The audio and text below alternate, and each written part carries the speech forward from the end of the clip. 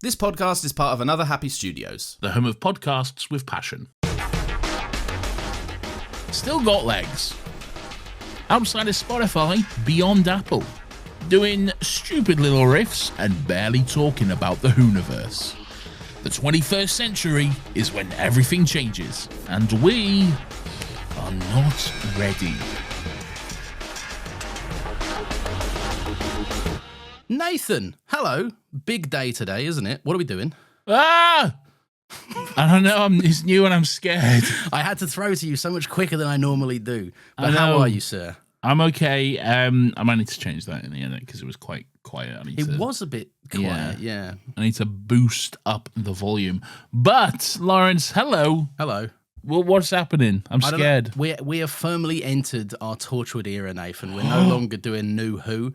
It took us many years. We've done New Who. Yeah, go and listen to that, everyone. Completed it, mate. Completed it, mate. Oh, my God. Is it James Buckley in the studio today? Sure. Yeah. Was that the name of his show? Completed Move on. Mate? Okay. Move on. You don't have to follow on from everything. I just wanted to be curious. I know, but just move on, Eric. Credit people appropriately. Nathan, it's Torchwood time. Have you ever been more excited to do Torchwood time? Lawrence, I've never been more excited in my life, apart from on several occasions. Okay? Name one of those occasions where you were more excited. I can't. Birthdays? No. Hate birthdays. Meeting me? No. Why would I be excited to meet you? Like, literally. You didn't even like me for a bit. Well, that's not true. But, like, even if you think about it, why would I be excited to meet you? I don't know you, you know? I'm not going to be like, I'm excited to meet this bald cunt who looks racist, okay? Looks racist? I am. No, never mind. Wow. What about the first time we made nachos together? I mean, that was pretty exciting. That was crazy because we tried a big recipe out, didn't we? We like triple layer. Well, recipe is a strong word for what we do. For cheese and crisps, if we're being honest. Fucking emptying a bag of Doritos onto a dish and then throwing on some cheese and chucking it in the oven. No, we did triple layers. We did nachos. We did cheese, and we did more nachos and more cheese. And we did different kinds of cheese. That's just nachos, man. That's just nachos. All right. Well, I had fun, and I liked it. I had fun as well. I'm just saying, I think recipe is a bit strong. Yeah, you're probably right. You are right. But no, it's Torchwood time, man. We are. Do you want to? I realised we did this way back when we started with Rose. Oh. This is a different show to Doctor Who. Yes. Do you want to briefly sum up your relationship with Torchwood? Oh, okay. Yeah, sure. I can do. Just throwing curveballs at you. I wasn't prepared for this at all. Torchwood is a show I have seen pretty much once. Okay. Yeah. I've seen. I think I've started to rewatch it a few times because I remember quite a lot from this episode. Okay. So I think at various times I've started to rewatch it, but then just never got into it. Okay. Does that bode well for this podcast? Or? No, I think it's fine. I think it does. Okay. I think that's more of a me thing than anything. Right. But yeah, it's a show I've seen pretty much as it aired. I think the exception for that is Children of Earth, which I have seen through, but still not many, like 2 or 3 times, and like I haven't seen it in well over 10 years at this point. Yeah. So, okay. So it's been a while. Yeah, it's a show I enjoy from memory. It's a show that is interesting and strange, I think. Very strange, yeah. We on the main Still Got Legs show, which this is, I guess, but we always made fun of it for being like the shoot them in the heads show, you know, just shoot your aliens in the heads, which I think is more exaggeration on our part than actually happens. Yeah, but although someone does get shot in the head in this episode. 2 people get shot in the head, technically. Yeah. Both within a minute of each other. Oh, okay, yes, by the same person as well. Same person pulling the trigger. My gosh, a bloodthirsty person for sure. A fun fact, if there ever was one. Yes, so I'm interested to go through it all and re-examine it again with these fresh adult media literate eyes. Yes, you know, yes. Which I'm looking forward to. It's a show I very clearly remember the night I started watching Torchwood, like the very first episode. Oh, okay. And I think if I'm not wrong, I could be wrong on this. It could be a false memory or it could be correct. But I think from memory, BBC aired the first 2 episodes together. Okay. Oh, I have a right. strong memory of them airing the first 2 episodes back to back on the same night. Okay. And I remember that very clearly because I watched it with my family. Okay. Oh, no. I was at I was at my dad's house, and I think my dad had like friends around or something. Like Big night like, for Torchwood's premiere. yeah. And I was like, oh, there's this new Doctor Who show on. I really like Doctor Who. Yeah. I want to watch this. And my dad was like, yeah, sure, you can watch it. We got friends over, sure, we can watch it and stuff. And then, like, the first episode was fine. Okay, it wasn't too bad. It was a little bit more adult. There was swearing. There was references to sex and a little bit more explicitly violent, but nothing too bad. But then that second episode hits. Oh boy. Oh my lord. Oh boy, was that not the episode to watch with family. They were taking the piss out of me. They were like, Nathan, why have you put on this porn? Why have you put on Doctor Who porn? Like, this isn't Doctor Who. Yeah. And you can say that of Torchwood. At the very least, it kind of eases you in, but then they really do rip the fucking Band-Aid off in the second one, don't they? We'll talk about it next week, I guess. But yeah. Too horny. This is one of them shows that I like have memories of watching it, and I would say that I know it semi well. Like there will be bits of this where I go like, oh, I remember that, and that clearly activates a brain thing for me. I think you might know it more than me, which is rare, to be honest. It is very rare for this show. I definitely know Sarah Jane Adventures more than you, because I you don't think definitely you've know ever Sarah Jane watched it. more than me. Yeah. Yeah. But for this one, I do know. I know it all at a very basic level. Do you know it all too well? Yes, but not the 10-minute version. Okay. Only the regular version. Wow. But there's one episode, and maybe I'll keep it a secret and I'll let you know when we get to it. There is one episode that I had downloaded on my iPod Nano. And as a child, I watched it like all the fucking time. Like an unhealthy amount. I've probably seen that episode. Is it episode 2?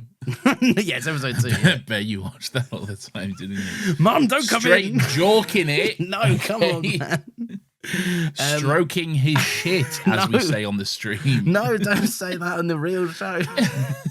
But I've watched that one probably about 50 times, which is very, very strange. And it's not even like, it's not even one of them episodes that's like crazy interesting. But anyway, we'll get to it when we get to it. We should also say, of course, we are streaming this as well on Patreon. We're streaming this a week early of the regular feed. The Power of the Doctor hasn't even aired yet. Oh my God. And people are here enjoying our first episode on Torchwood. And if you want to get access to the streams, which are a week ahead, you can do so by going to stillgotlegs.com/Patreon. Sign up for £5 a month. You get bonus episodes, plus some other great rewards. But not that great. It's most of the episodes. Yeah, no, it is. Yeah, but it sounds like a bloody good deal if you ask me, though. It's a great I'd deal, do it. I think, yeah. If I wasn't part of it, I'd pay for it. So that's You something. should pay for it. Yeah, no, I shouldn't pay You should for pay it. to do this podcast. I should pay You myself should pay to do me. this. No, you should pay me. I'll just send you £2.50 a month. Is that easier? Whoa, you don't get half price. No, but I would get the other half. No. That's not how this works.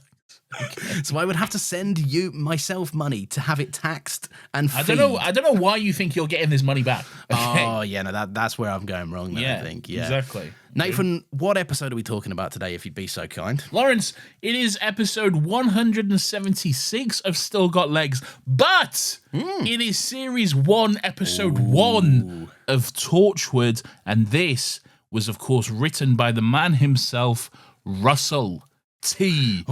Davis, jump scare, directed by Brian Kelly. Did you just get attacked? No, my dog just ran up here. Okay. Directed by Brian Kelly. This is, of course, where everything changes. Everything changes, Nathan. I'm going to get my dog to sit down. Rosie, up. Hey, Rosie, does she not know we're doing a podcast? Yeah, I know. Really rude of her to just bombard the fucking studio, Exactly. which What is a also bitch. just a room in my house.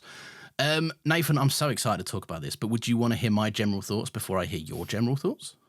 Yes. Okay. I feel like we kind of just did general thoughts, but sure. And that was on Torchwood in general. This is this episode. Sure, yeah, you are right. Okay. Thank you. I love being right. Nathan, this has got that tried and tested Rose formula. This is a good pilot episode of a show. We know Jack. No. You're giving me quizzical looks, but hear me, right? We know who Jack is in the same way we know who the Doctor was. He's from Doctor Who. He's from Doctor Who, but we're not introduced to Jack. We're introduced through Gwen, which I really appreciate. This is the classic audience surrogate. It's a simple episode. It establishes the bare bones, and it's really effective, I think, at setting the stage for telling like an ongoing story. I had a very good time watching this. It's going to throw me off so much. I had a really good time watching this. It's not like a fucking mind-bending episode or whatever, but it is a really effective episode at just kind of letting you know what the tone is, letting you know what you're in for. Some dated stuff in there. Some very dated stuff in there. Oh, boy. But look, we're back in 2006. What can you expect? All right? What can you expect? That is true. That is true. And I think when you think about it, it's quite interesting that this show happened this early. Okay. This was Doctor Who came back in 2005. This was in 2006.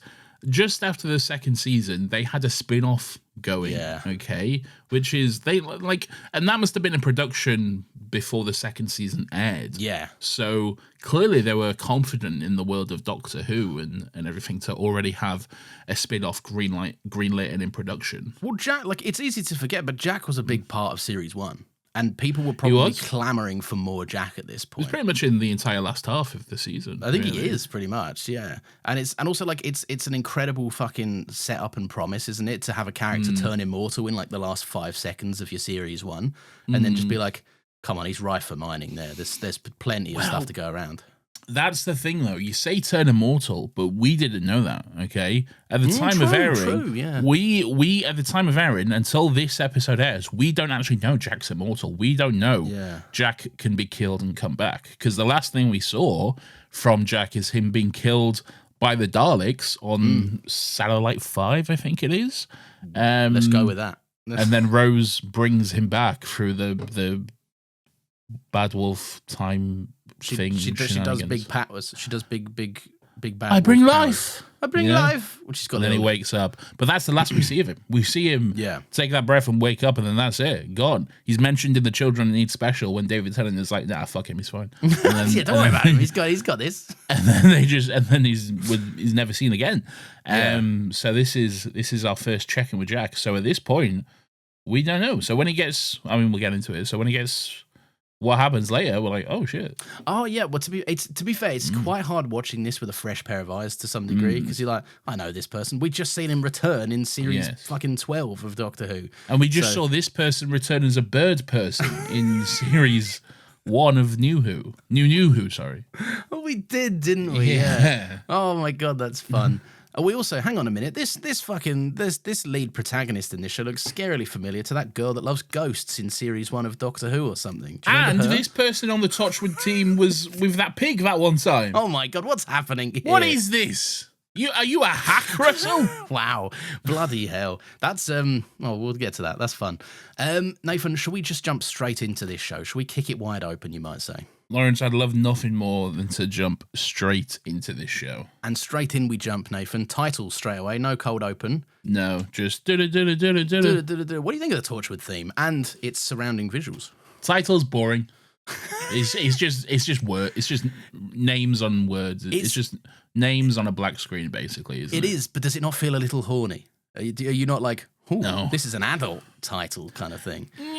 Yeah, I guess it does feel more adult in that it's boring. The kids stuff is exciting, and there's a TARDIS flying through the vortex, and then the adult stuff is just names on a screen. You know? What do you think about the actual theme itself, then? I like the theme. The theme is good. I don't think this is composed by Murray Gold. I think this is someone else. I can look it up. I can certainly find out. We probably should have looked this up pre-show. Yeah, but we can just. We can do it on the fly. But yeah, I believe is it Brian? No, it's Murray Gold for the theme. It is at Murray least. Gold. Yeah. Well, but maybe the theme. But who's composing the show? Ben Foster. There we go. Ben Foster. Foster the people. Go on. I think that's a band, I think. Yeah, I think they, oh God, what do they sing? They sing that song about, do they sing the song about pumping up the kicks or whatever the fuck it is? Oh, the school shooting song? Yeah. It is, that is. Yeah, I know. All the other kids pumped up kicks. Pumped up kids. Yeah. I'll run my gun. Yeah. Oh my God. Why are they shooting? I could give you a one-word answer to that, but it won't go down well, Lawrence, okay? So I'm not going to, okay? That's fair. You know what that is. No, I do, yeah. Yeah, but I'm just not going to say it, okay? All right, look, it's I'll tell you something about the theme that's always stuck with me. I really like the way it ends when it goes Torchwood. Does it do it? Yeah. There's a whisper of Torchwood? Yeah, it goes Torchwood. Ain't no way I've never heard this. Yeah, you got to hear it, man. You got to hear it. Are you sure? Yeah. Unless I've just fucking completely like Mandela affected myself for the last I think 20 you years. might have. Oh, don't say this. I gotta look this up. Hold on, everyone. I think I kind of heard it. This is it also was... not the right version. Like, there's also the version that plays in the actual episode that is yeah, way but like clearer. this is like but like if you go to the soundtrack and listen to the Doctor Who theme, it doesn't cut off at 40 seconds, does it? Yeah, but what I'm saying is, I'm not talking about the extended theme. I said in the version. It's not the extended theme. It's just the theme. All right, but the version that plays. The one in the TV show is cut down. Yes, I know it's cut down, but what I'm saying is that one has the whisper more prominently. If you were watching it, I don't believe it. You are doing this wrong. You're saying wrong things. Oh, well, I'm not pulling up an episode, all right? Why not? Doesn't matter. Move on, all right? All right, fine. I don't believe it exists, all right? All right, well, anyway, I'm a I whisper like that denier. about it. Don't be a whisper denier. Listen out for it next week and you'll hear it. Anyway, Nathan, where do we kick it open? What's the first scene of Torchwood? I don't know. I need to stop closing my iPad. Stop closing your notes. I know. Where's my notes at? You need them for the whole thing, for the whole show, Nathan. I know. Not until we stop recording do you not need your notes. Lawrence, we open up in bloody Cardiff, okay? Ooh. Which is actually filmed in London as a fun little twist. Is it? No, it was a joke. Okay. Because they film everything in London and Cardiff for Doctor Who. In Torchwood, they film everything in Cardiff and London as a fun little twist. I'm understanding your joke. Yeah. It was a good joke, and I should have been more receptive to its comedy. And you'd powers. shot it in the head like a member of Torchwood, okay? I'm just getting into the zone. I'm getting into the Torchwood spirit. Of course. Anyway, there's a bloody crime scene in Cardiff, okay? It's an evening. It's pouring down with rain. A dramatic amount of rain, I will say. Yeah. And there's some sort of crime scene going on, and then a police officer, not a policewoman, Lawrence, a police officer, I think you'll find. Yeah. I know in your notes you've referred to her as sexy cop lady, okay? Yeah, I have. Yeah, it says this sexy cop lady. And then it says, in brackets, it says awooga as well. Yeah, of course. All of them. Of course. And she's here at this crime scene. Yeah, and we don't know what's going on. Someone's been killed, maybe? Someone's been killed. She walks in. I like her straight away because she just fucking nabs someone's coffee. She's like, sorry, my coffee Did now. she nab someone? Yeah. You're just saying you need to start trusting me or just have an episode up in front of you. But I can't trust you when you get so much wrong all the time. Go and watch it then. Go and check. I don't think she nabs someone's coffee. I think she just comes in with a coffee. Nope, take someone's coffee out of their hands. Are you sure? Positive, but we can check it. I hate that I have to stop this again and fucking look this up. I hate it too. Someone hands her a coffee, and she says, "You're a sweetheart, thank you." Oh, fair enough. That is actually true. That is exactly what happened. Lawrence, I'm sure I see. Someone strikes again. I'm sure someone jacks a coffee in this scene. The CSI guy. He says, "Is that hot?" and she gives it to him. Oh, that's correct. Yeah. Well, look, but again, we've all got it. She gives it to him. Okay. No one just steals a coffee. There's coffees being jacked. All right. No one's jacking a coffee. She's handed one, and then she gives it to the first scene. Okay, the first moment in the show, and we've already descended into an argument. Okay. I saw what I saw. Whether you guys believe it or not is a different matter. Right? What you saw was wrong, okay? I think it's BBC iPlayer. I think what they've done is they've uploaded a different version in the I don't know why I 4 didn't hours. just look at my script, because in the script it literally says a policeman gives a coffee to a policewoman. Yeah. Gwen, sweetheart. Man, haven't got enough, you didn't order. Well, I've only just arrived, so tough. Maybe that's what I saw. Maybe I heard that and was like, she's nabbed it then. Great. Because she says tough about a coffee. Look, I don't know, Nathan, I thought I was right. What can a man do except try? All right? You can try to be right, okay? I do and then do that. It's always the confidence in which you have. You're always so confident. Like, I'm telling you, man. I'm telling you. I just watched it. I'm telling you. And how many times have you then been proved wrong after that? I was so sure that I saw what I saw. But You're always so sure, okay? But you're always wrong. Anyway, so yeah, you're right. A CSI guy is there, but he's getting ushered out, right? Next time this happens and you're like, why'd you never believe me? This is why, okay? Remember this moment, okay? It's a humbling one for sure. Anyway, look, the guy's like, fucking, we're getting shooed off, right? We're trying to do forensic stuff, but Torchwood's coming. Well, yeah, okay. Yeah. What then? Okay, but that's like right at the end of it, though. What else is that? No, but that's like the scene, isn't it? They walk in, they're like, what's going on? Dead cunt. And then they all have to leave. Yeah, but he's like, what's... All right, yeah, sure, I guess. It is that scene. There's nothing else to it, is there? And you just got right to the end of it, though. We meet Andy. You started with the end of it. All right, well, listen. They should have done something different in the middle and something cool, memorable. And what do you think about Andy? Do you like Andy so far? I like Andy a lot. Yeah, I like Andy. Played by Tom Price, great actor. I recently someone I don't know on Twitter someone posted a scene from Children of Earth, and the caption was. Canonically, PC Andy would hate ICE because it was when like soldiers were stealing a bunch of kids. Spoilers for Children of Earth. And then Tom Price quoted it with "can confirm this is correct" or something like that. Nice. Okay, cool. Yeah. Good guy. That is a good guy. Yeah, good on him. I like Andy. Andy's I think for the entire series he stays like the only person that just remains kind of normal. That doesn't get like Torchwoodified or alienified or whatever the fuck. He's got a great line a little later on in the episode, but I enjoy Andy quite a lot. We'll get to his fun line. But Nathan, before we can get to his fun line, something happens, right? In the sense that a black converted Range Rover Vogue arrives. You're familiar with a black converted Range Rover Vogue? Did you look that up? I did nothing of the sort. Don't question me. I know so much about SUVs. No, you don't. I know loads. You're not a car person at all. You can't even drive the car. Lawrence. I know, but that's what makes it fun and endearing. You started to learn like 2 years ago before your son was born, and then you just stopped. Didn't you take your theory and pass?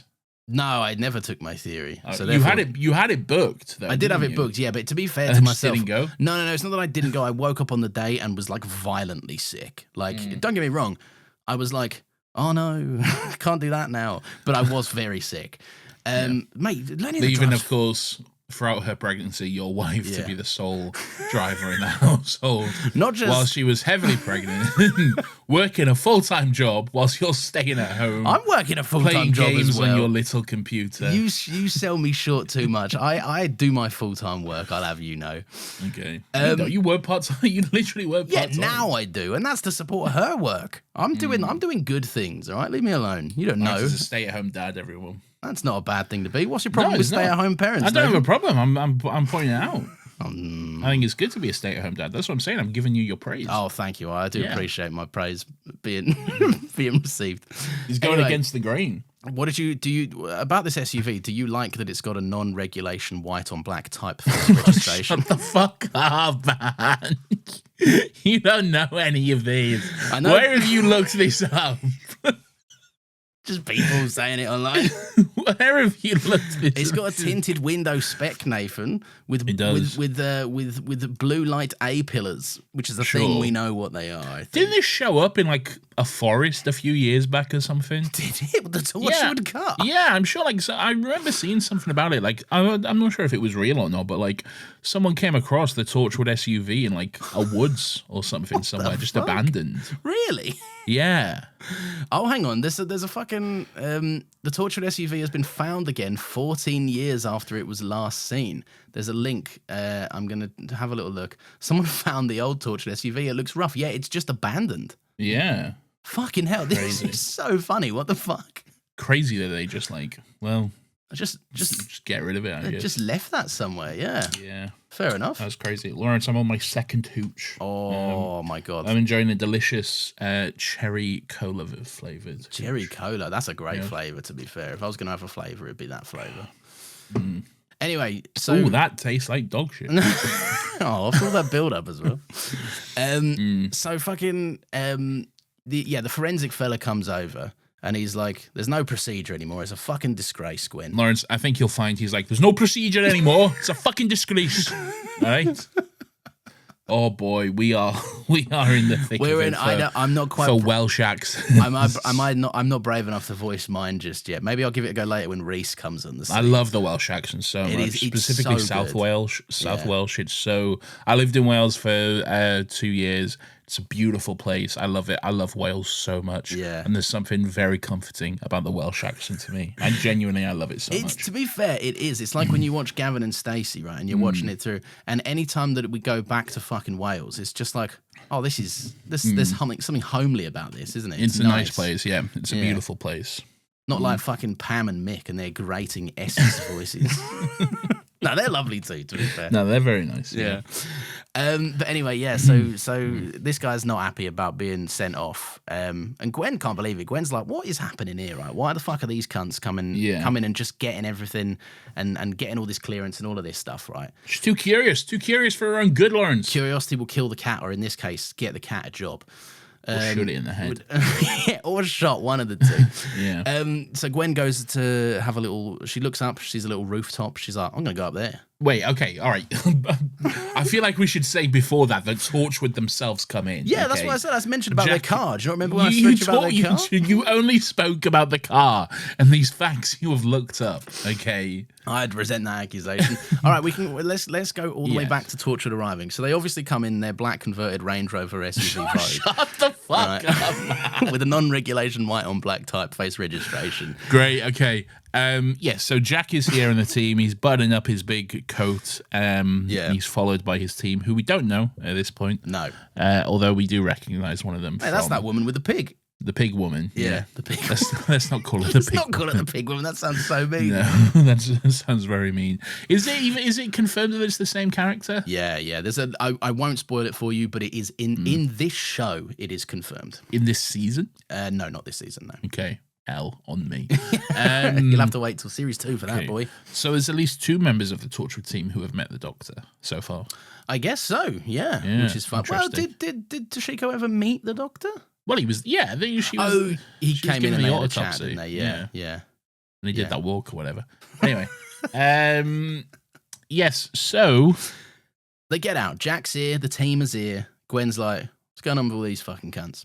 Yeah. And they seal the place off. So Gwen, being too curious, I don't know why she's like, "Oh, this is like." Why is she so intrigued by this? No one else is this phased. It just seems like this is sort of like, I don't know, there's something related to this crime which requires like a higher authority to step in or something. Also, like, is it that dissimilar from like detectives coming in and being like, "Can we have the room?"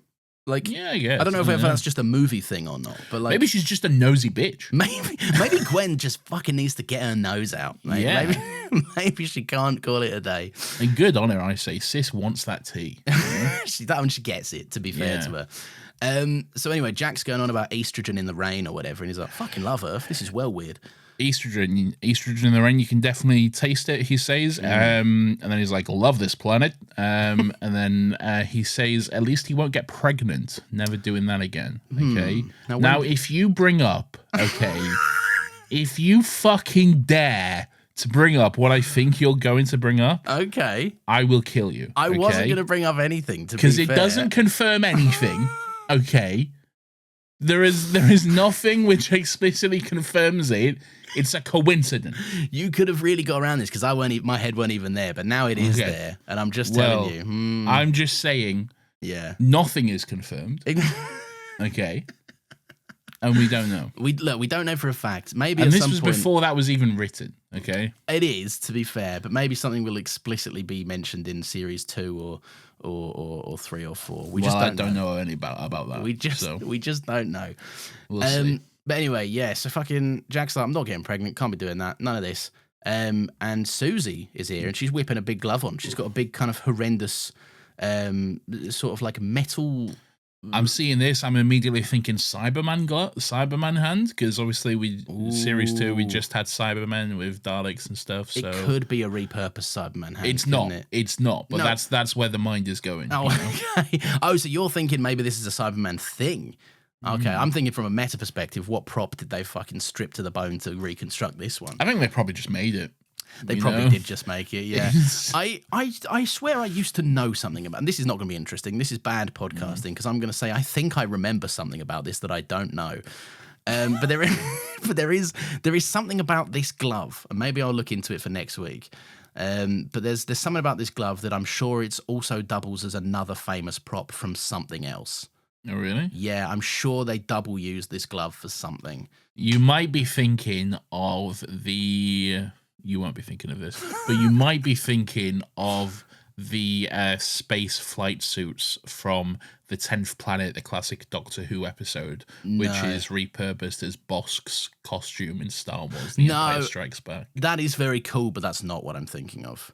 Okay. No, I'm thinking of someone else with this glove. Okay. So, yeah, that'll be fun. An ad? Quick! Shoot it in the head! Feel free to... Well, I was going to say feel free to not tell me or say spoiler alert, but I guess by you saying spoiler alert, that confirms it. So just do whatever you want. Sure. But is it not revealed at some point that there's a second glove? Because gloves come in pairs or something? That would certainly sound like the logical thing. What I'll say is I can't truthfully or honestly answer your question because I don't know. I know that this is not the last time we'll see a resurrection glove. I couldn't tell you whether it's this one or a different one, yeah. Well, spoiler alert then, I guess. Spoiler alert, spoiler alert. Anyway, so yeah, Gwen goes up to the roof. Jack's going on about estrogen or whatever. Susie's got her glove out, and Owen's just like... Quick correction, she doesn't go up to the roof. She does go up to the roof, doesn't she? She goes up to a level on the parking, on the car park. Fuck you. Just looks over the side of it. It's not the roof. All right, well, now that we've established the clear facts, all right, I apologise. She also didn't steal that coffee. She didn't, no. No. But yeah, Owen's like, are we doing this glove again, are we? Fair enough. If they try and punch me, though, I'm going to punch them.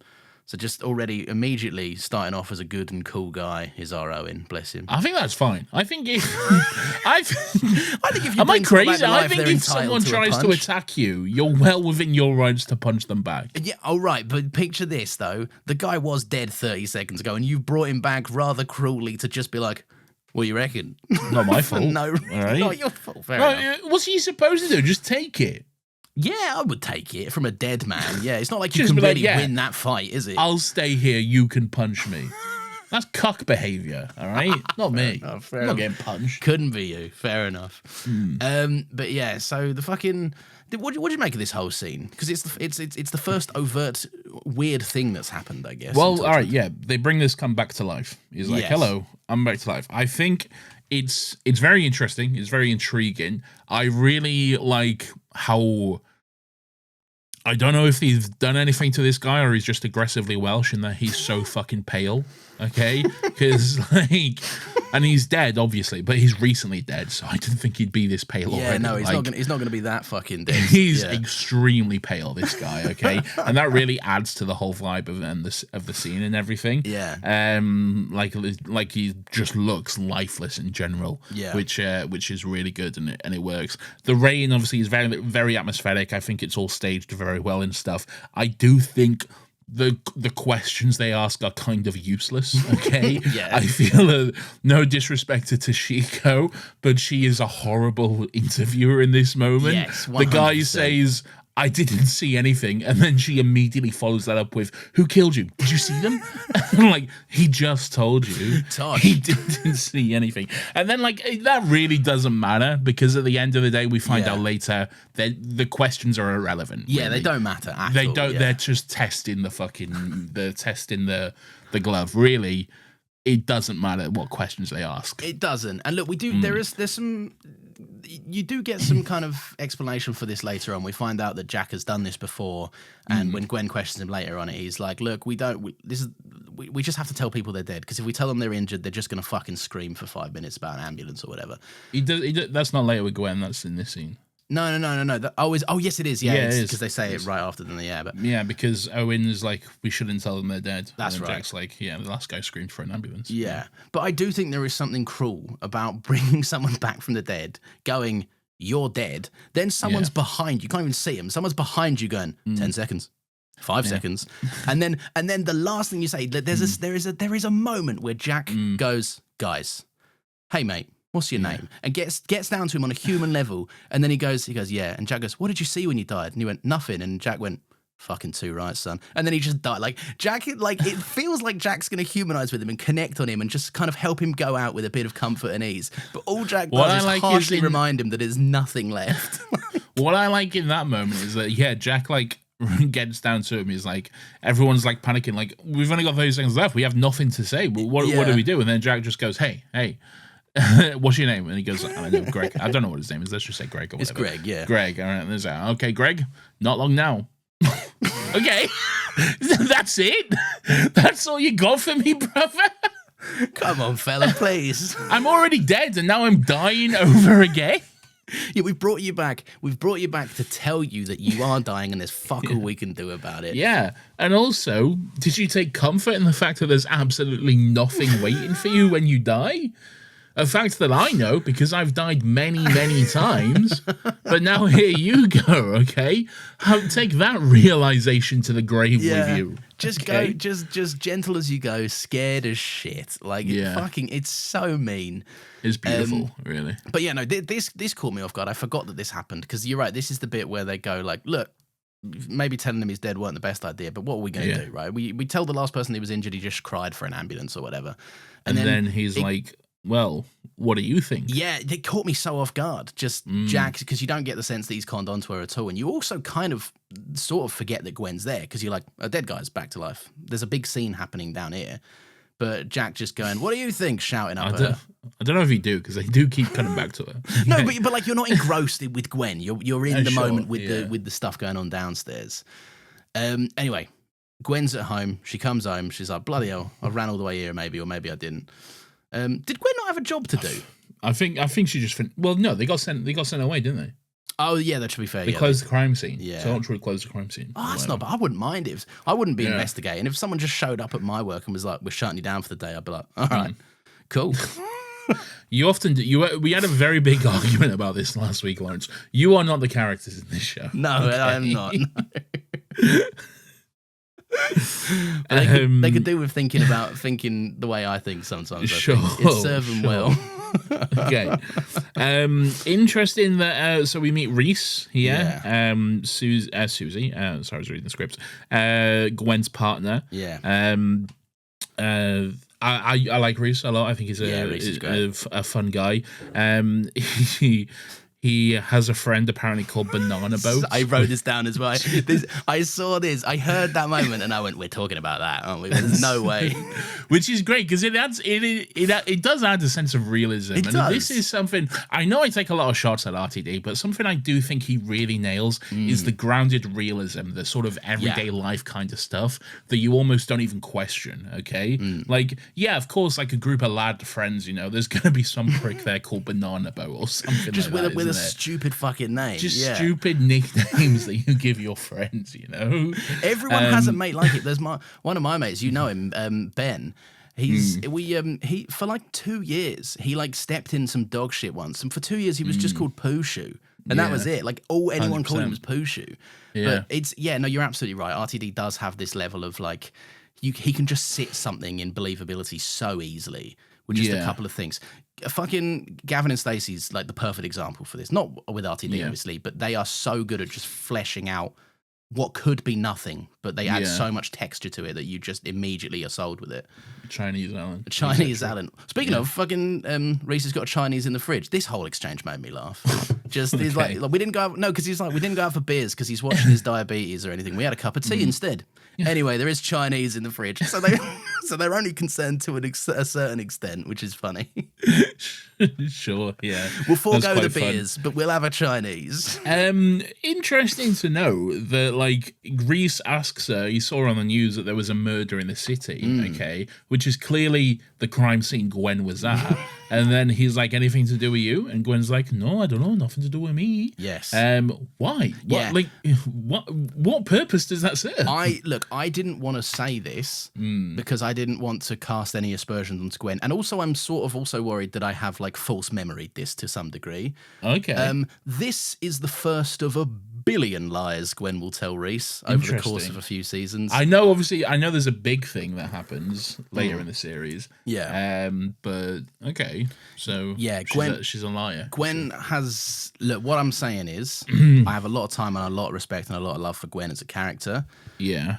My boy Reese should have dipped a while back, is what I'm saying. Okay. Reese was done dirty. Reese has been done dirty. I would say that where they end with Reese is in a position of maybe they've fixed some stuff. Anyway, I don't want to spoil it. We'll get to it. I don't want to spoil it because people are watching the show for the first time along with us. So I don't want to say too much in the way of spoilers. But yeah.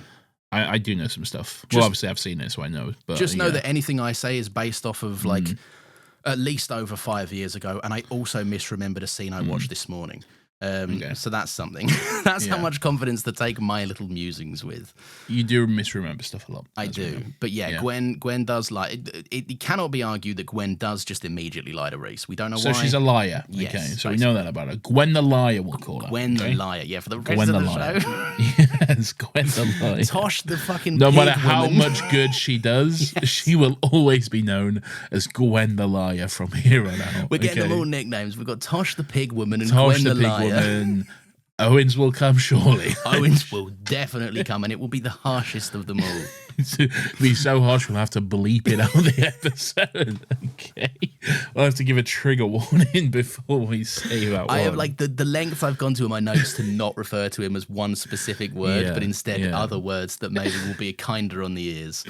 Anyway, Reese is watching like Long Lost Families or some shit. He's watching a show where a man's found his sister. He's very intrigued by it. So that's good stuff. That is good stuff, yeah. But yeah, Gwen goes to bed and then it's the next day at the old station. Yes. Yeah. So Gwen's asking her mate, she's like, right, do me a favour, right? Look up Captain Jack Harkness. And her mate's like, all right. I don't have time, fuck you. Yeah. All right, I'll do it though. Yeah, no, yeah, it is funny because she's like, not my job, fuck you. And she's like, go on. And she's like, if I got time, Gwen, fuck see what I can do. Yeah. Good on her. Gwen's also dishing out the brews in the briefing. So if What's anything, going on here? I don't know. Is this standard procedure? I don't know how police stations or ranks work or anything. I know that is it sexism? Is it classic misogyny at work? It could be. Here's the thing: we don't know for a fact, but I will say that I know it is frequent of workplaces, especially in the olden days, Nathan. Because of course I know so much about old workplaces. Yeah, because you've worked so many places. I've worked so many places. You've had so many office jobs, haven't you? You've done a lot of work from home office jobs. I don't want to hear your comments. Yeah, but I've also worked in a lot of offices as well. Yeah, that's true. That is true. No, but don't they do this? Don't they do like I'm doing a coffee. Anyone want one? Yeah, I did the teas yesterday. You do the teas, and everyone's got. There's a list with like how you take it on the next to the kettle or whatever. Well, no. I guess in some places Nathan, that sounds a bit extreme for anything I'm familiar with. I don't want to remember it though. If someone's like, if I'm making tea for like 5 people and all of them have it differently, I'm asking you one by one as I'm doing it. All right. So yeah, but that's just me. Anyway, yeah, Gwen's dishing out the brews. She is the giver of brews, not the taker of brews, as we've discovered. There's a string of murders. There's a briefing going on. The chief or whatever the fuck, he's like, there's been a string of murders and they're all using the same weapon and they all die in the same way. They all get stabbed in the back. What's going on? And then we get Andy. Andy joins the party. This is all just exposition. The scene. It really. is. This is exposition. I think a lot of it's been ADR'd as well. Oh really? Because the audio was like, I don't know, the scene was just focusing on Gwen, and you'd hear like the I think it's like a press briefing. Maybe I get the sense that these are press asking the questions, but like they'd ask questions, and then it would cut to Gwen, and it'd be like, the woman was stabbed from the front, but John Tucker was stabbed from behind. What does this tell us about the killer? You know, like you really had that ADR sense to it. You know, I love ADR because it seems so simple that you would just stand like a little bit further back from the mic. But they're like, no, this needs to be the cleanest audio recorded in the most high-grade professional recording studio you have ever heard. Okay? Gwen's just talking and someone's there going like, and then what happened, Gwen? But yeah, so fucking, I do like this because there's a fun little exchange with Andy where he's like quite skeptical about all this new DNA bollocks, I guess, of 2006. Well, this is in the next scene, isn't it? Oh yeah, because doesn't Andy when Andy they go comes into in the after? pub? Yeah, that's right. Yeah. They walk into it. This is the funny line. What, the CSI Cardiff? Yeah, line? yeah, It's really good. He's like, it's all bloody CSI and DNA these days. Oh yeah, that's it. It's all DNA these days. Like CSI, I'd like to see CSA Cardiff. That's what I'd like to see. They'll be measuring the velocity of a kebab. So good. Great. Then they walk into the pub and there's just a big brawl going on. Okay. Yes. And Andy just gets straight stuck into it. I love these moments so much. I just love him walking into the pub. There's a big punch up going on, and he just goes, "Right, thank you very much." Yeah. as he walks in to stop it. That's what I like about this. Like, you get the sense with both of them because, like, Andy comes across as a little bit of a nerd, right? Yeah. Like, he's got that vibe to him, and Gwen's obviously like very capable, very kind of like headstrong, And a liar. Yeah, Gwen the liar. Yeah. No, but what I do like that it is funny of just like 2006 coppers. They're gonna walk in, see a fire, and just go, okay, just get stuck in. And to be fair to her, Gwen does get stuck in right up until she's fucking knocked clean out against the wall. That was quite rough, to be honest. That looks tough to handle. Yeah, I would bangs not be her doing head well with against that. like a big like wooden beam or something. Yeah, That's rough. She goes to the doctor. She has to She's go got to get stitches. Yeah. Go to the old hospital.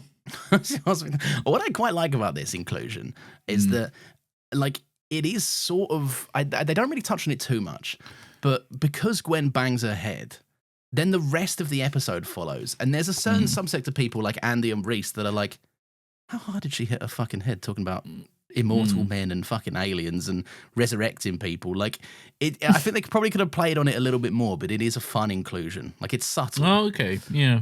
Yeah. I never really made that connection, but yeah. Well, it's just because Andy even says, like, later on, when she's, like, kind of just standing out in the cold, and he's like, "You're not well, Gwen. I'll take you home." I think it's just a bit funny. Interesting. Anyway, she's on her way out. She gets her stitches or whatever. Yeah. And she's on her way out, but she sees Captain Jack. Again. Yes. And he's running up some stairs. It's like, what if I run dramatically up these stairs, you know? With my big swishy coat. With my big swishy coat. Yeah. So she follows him, obviously.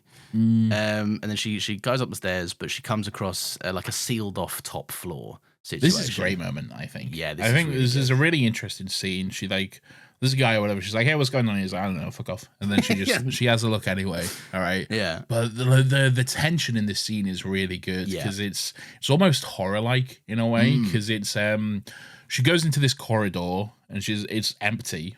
Where did Jack go, first of all? We'll get into it later, but it's seemingly all of Torchwood is just hid behind doors, just waiting to pop out. Okay. There's way too much like aura farming from Torchwood. Oh, this there episode. is, yeah. But yeah, the corridor's empty and she's like, hello. And then slowly a figure in the distance appears, okay? And we only see it from quite far away, okay? Yeah. And I know, just like the way this scene is shot with the distance kept between Gwen and what we later find out is a Weevil. Very interesting. Really well done. 100%. Yeah, it's really, really good. They keep Gwen at arm's length with it all. What I will say as well, 2006, this design is fucking lovely. Like, it's a really good Weevil design. Like, the mask, Weevil? Yeah. the mask itself looks great. I think it's got like hands. I do understand that all the money went into the mask because it's also just wearing a little... Just a jumpsuit. Yeah, just a little warehouse jumpsuit situation. But it looks good. I think it looks... I think the design looks really good, especially when you get up close and it starts like snarling a little bit. Like, here's something interesting, okay? What we know about Weevils is later Jack says they like fall through the rift or whatever. They just come here from somewhere. Okay. I fell. Do Torchwood dress them in the jumpsuits? I don't know. And do they come through naked and then Torchwood are like, here, put on this plumber's outfit or something, you know? But like, what I like about it is just like why? And then why do they then release them back out? We'll catch you again later or something. Give them a fair shot. Yeah, it's funny. It's a funny thing. I can't imagine what they would need warehouse jumpsuits for, like in their world. Yeah, there's just a whole planet somewhere just these. Maybe they're all just mechanics in their planet, you know? They're all just working their blue collar jobs or something.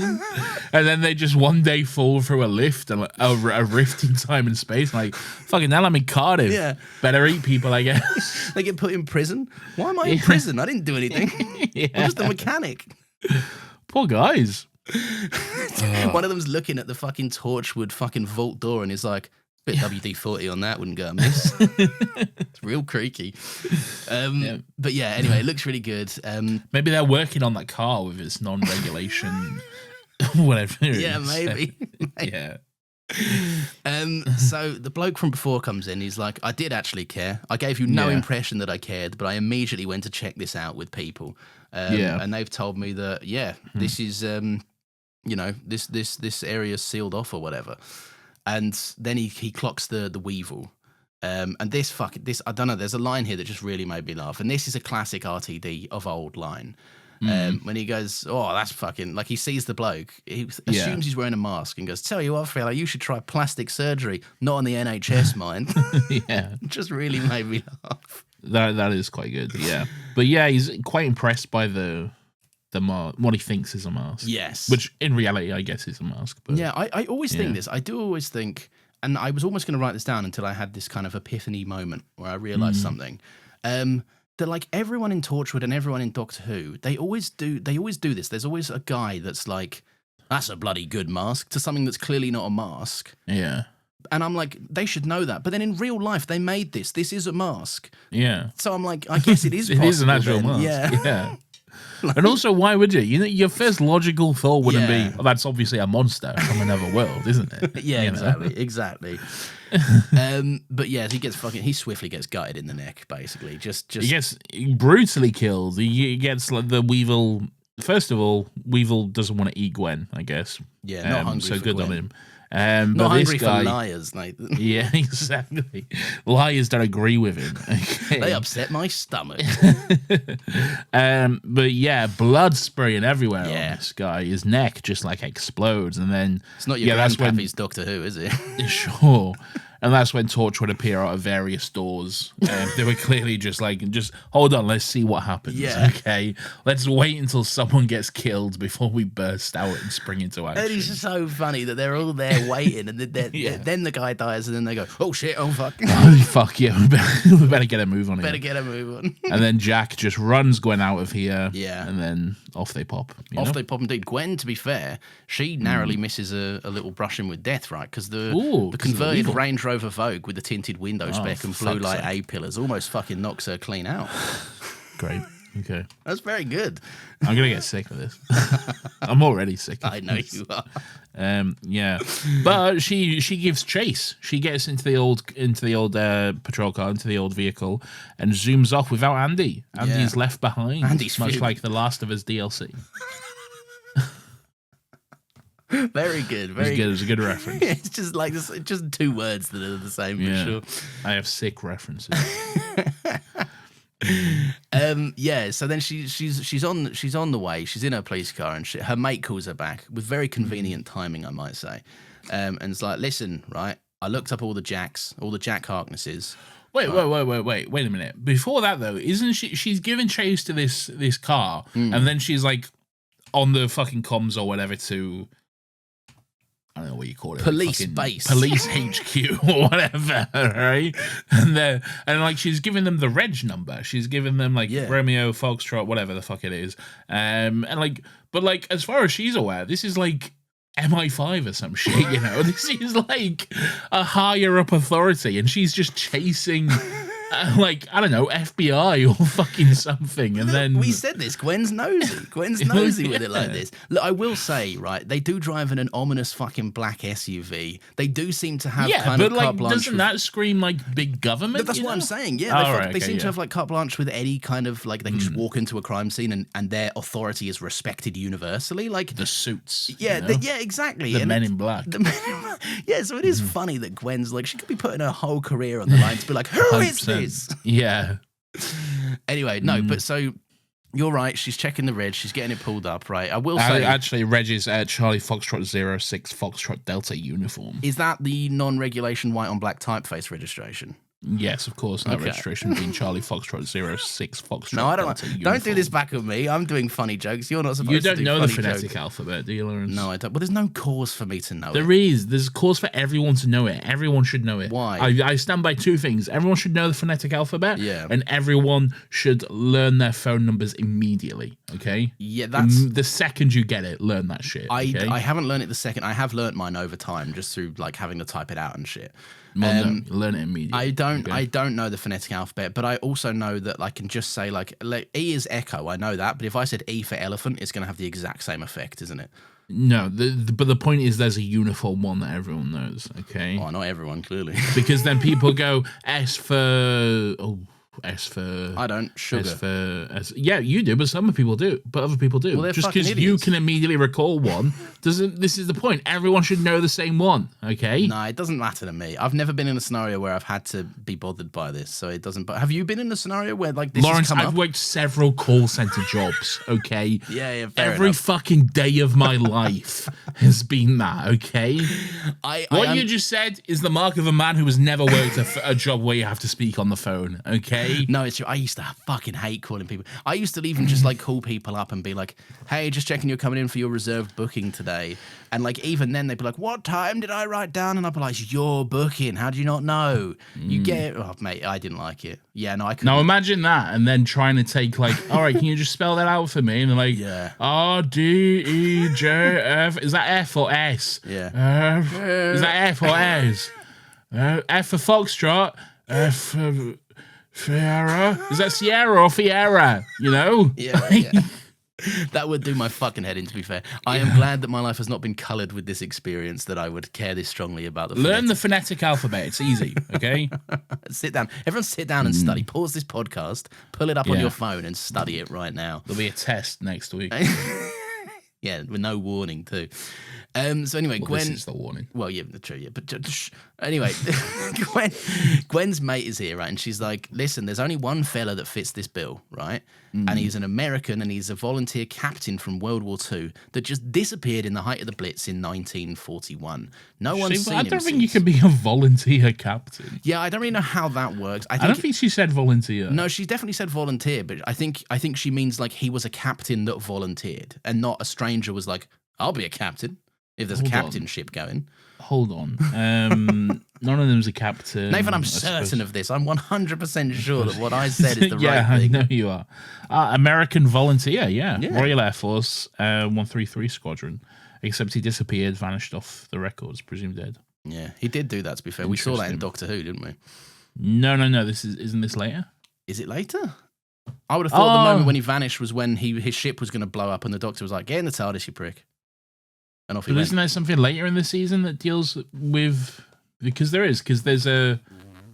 Spoiler alert, I remember there's something later in the season which deals with this. I think this is talking about what happens later in the season. In this season? Or In this season of Torchwood, yes. Okay. Because there's... Maybe, again, I won't spoil it for him, but I won't. Yeah, no, so I don't won't spoil it. Don't But- even tell me, because I also don't know what you're talking about. Okay, here, yeah. Yeah. But I definitely recall there being something with this. This is a bad wolf, a Saxon tea. Oh, I see. Not to that extent, but just a little bit of sizzle. Right, you know? I have a vague notion of what it is you're talking Yeah. about, but I'm not going to clarify any further. It also, but you're right. It could also be the empty child thing, but I don't think it is. Yeah. Well, I like the fact that it could work either way, to be fair. Interesting stuff. Anyway, yeah. So basically, fucking this is this when this is when they rock up. So they get to the where's Torchwood outside of? It's like it's a famous place in Cardiff. What's it called? Cardiff Bay. Cardiff Bay, right. So they get to Cardiff Bay, right, and Gwen gets out of the car. All the Torchwood are walking over to their little Torchwood hub secret door. Ooh. And Gwen's like, oi, Torchwood, you pricks. Oi, Torchwood. Yeah, but then she's immediately hit with just an awful kind of guy that's like, can't park there. Shut up, you prick. He's doing his job. No, fuck him. I don't like him. No, he's doing his job, Lawrence, okay? She's flouting the rules. You're saying police should be allowed to park where they want because they're police? Oh, but you're saying police should be exempt from the laws and rules of society? All right, but you're saying police should be able to be judge, jury, and executioner? No, is that what you're saying, Lawrence? You're saying that you love security guards. You're not much I'm better. saying that the police should be held to account, Lawrence. Okay, all right, much enough. like everyone, okay? They can't just say police and get away with their crimes, Lawrence. All right, okay? Fair enough. But this is a subgenre. Lawrence, of guy. just let it know. Lawrence says blue lives matter. Oh no, okay? no, I don't. Yes, There's that scene in the Batman when all the cops arrive and they go, I guess not all. No cops more are dirty." dead cops. No more dead cops, and I cheer every time. He does, yeah. Anyway, so the Lawrence guy is comes like over. the thin blue line is all that stands between the people and lawless society. I'm just moving on.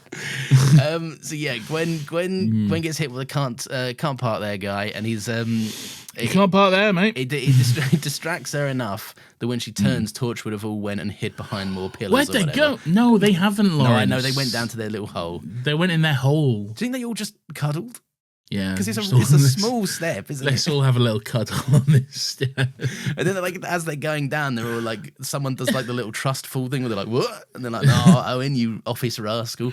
It would be Owen, wouldn't it? Yeah, fucking Good on them. Yeah. Nah, not good Anyway. on Owen. Torchwood? More like Torch, would you mind skipping the next 30 seconds or so? Because we're going to play some ads.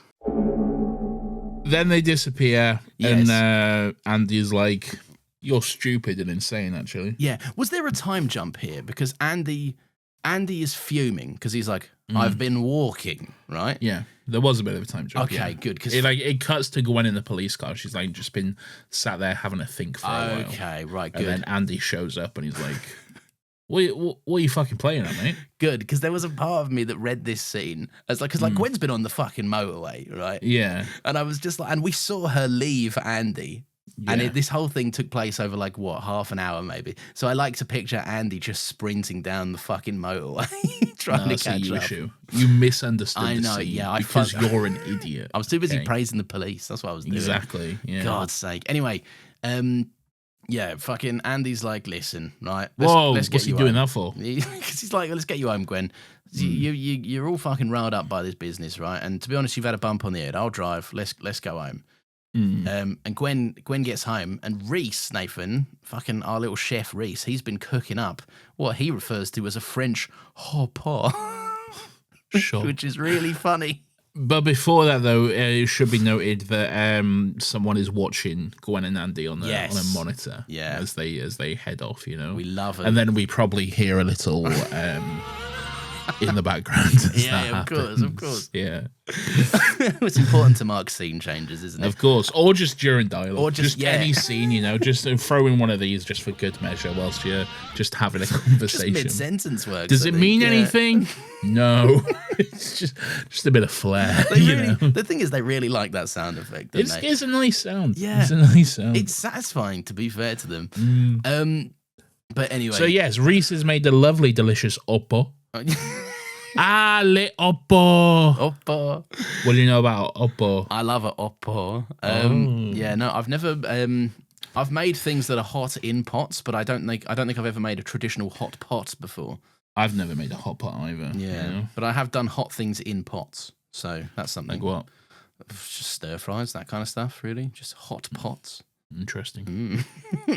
Stir fry is more of a pan situation. It is more of a pot. pan, yeah, but A I pan like. is different to a pot. It is, but I like a wok. Wok is my primary. No, a wok's the middle ground between the pan and the pot. Yeah, it's when you need a deeper pan, but not quite the verticality of a pot. I'm glad we got that down. Anyway, so Gwen's like, Reese, you've cooked me a bang up meal. I'm back off to work and I'm lying again. I'm going out, Yeah. I'm lying. Yeah. I can understand this lie though. Yes, Because she's she's like, doing what is this? she's doing Torchwood investigation shenanigans, Yes, okay? yeah. She's not just like, there is no reason for this lie, fuck you, okay? But, you know, good on her. Gwen the liar, she strikes again. She Yeah. goes to a pizza place. Jubilee Yes. Pizza. Jubilee pizza. What do you know? Have you had a Jubilee pizza in your time? Probably. Fair enough. Did you like Logically, by the laws of statistics, I'd say logically one of them would have been called Jubilee Pizza. It's possible that you've had a Jubilee Pizza. But yeah, she's being watched on the cameras again. She goes to the local pizza game. This made me laugh, this scene. Whoa. Because she's putting the screws in on this fellow who works there, and she's like, you got any Jack Harkness, Jay Harkness, Jack Harkness? Right, check all these fucking variants of this same name. And first of all, no pizza place in 2006 had digital records of their customers, all right? You phoned up and you went, pizza, and he went, 30 minutes. Yeah. And that was it. Come and get it or we'll bring it to you. Which one? What do you want? Yeah. Paying cash, God. Fucking rife for money laundering an old pizza joint, wouldn't it? Good on him, I say. Yeah, me too. But anyway, so just as Gwen's giving up hope, the scene cracks me up and she goes, you had anyone order pizza under the name of Torchwood? And he's like, Torchwood. You should have led with that, to be honest. I think you should have done, personally. 100%, yeah. But hey, she gets their order. She gets two not little pizzas, I will say. Big pizzas. These are not Elton's little pizza, okay? No, however, God. 5 people, 2 pizzas. 2 pizzas. It's not believable, is it? I don't know. I don't know, Chief. To be fair, they're all trim and in good shape. And they are. They're not like us, okay? Like Kendrick Lamar, they not like Kendrick Lamar. They not like us, which I don't believe is what that song was intended for. No, it wasn't. But also, I think you had it right the first time. I think Kendrick's Lamar would say no, that. I was gonna cut that out. Not anymore. I was gonna cut that out, Lawrence. That's not fair. I did it again, so I can cut that out. Now you have the shame of not only doing it, but then people also hearing your alternate take. No. But yeah, so we talked to the top customers. Gwen struts in with their order.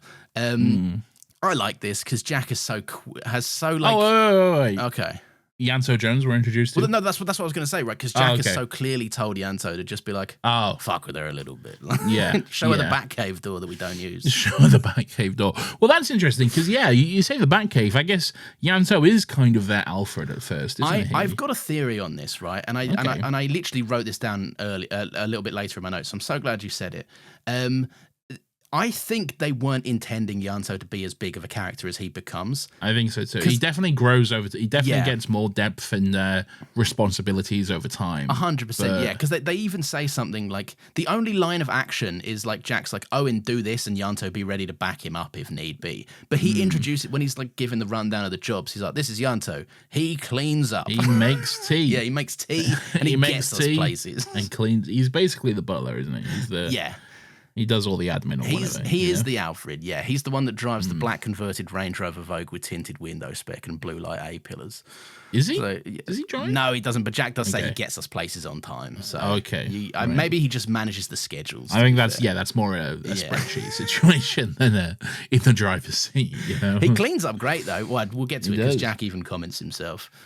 He's got a lovely suit. Yanto, obviously a very famous character for reasons that I won't go into, there's stuff surrounding the character which have had recent developments in the real world. Which this makes it sound hard. It's nothing bad at all. This sounds seedy. I'm saying it's nothing like that. I'm sorry, I made it sound seedy. It's nothing like that at all. But in terms of like real world locations and whatnot, but that's a conversation for another day. Okay, I guess. Gwen heads in. Gwen's like, I've got a pizza. I got 2 pizzas. Yeah.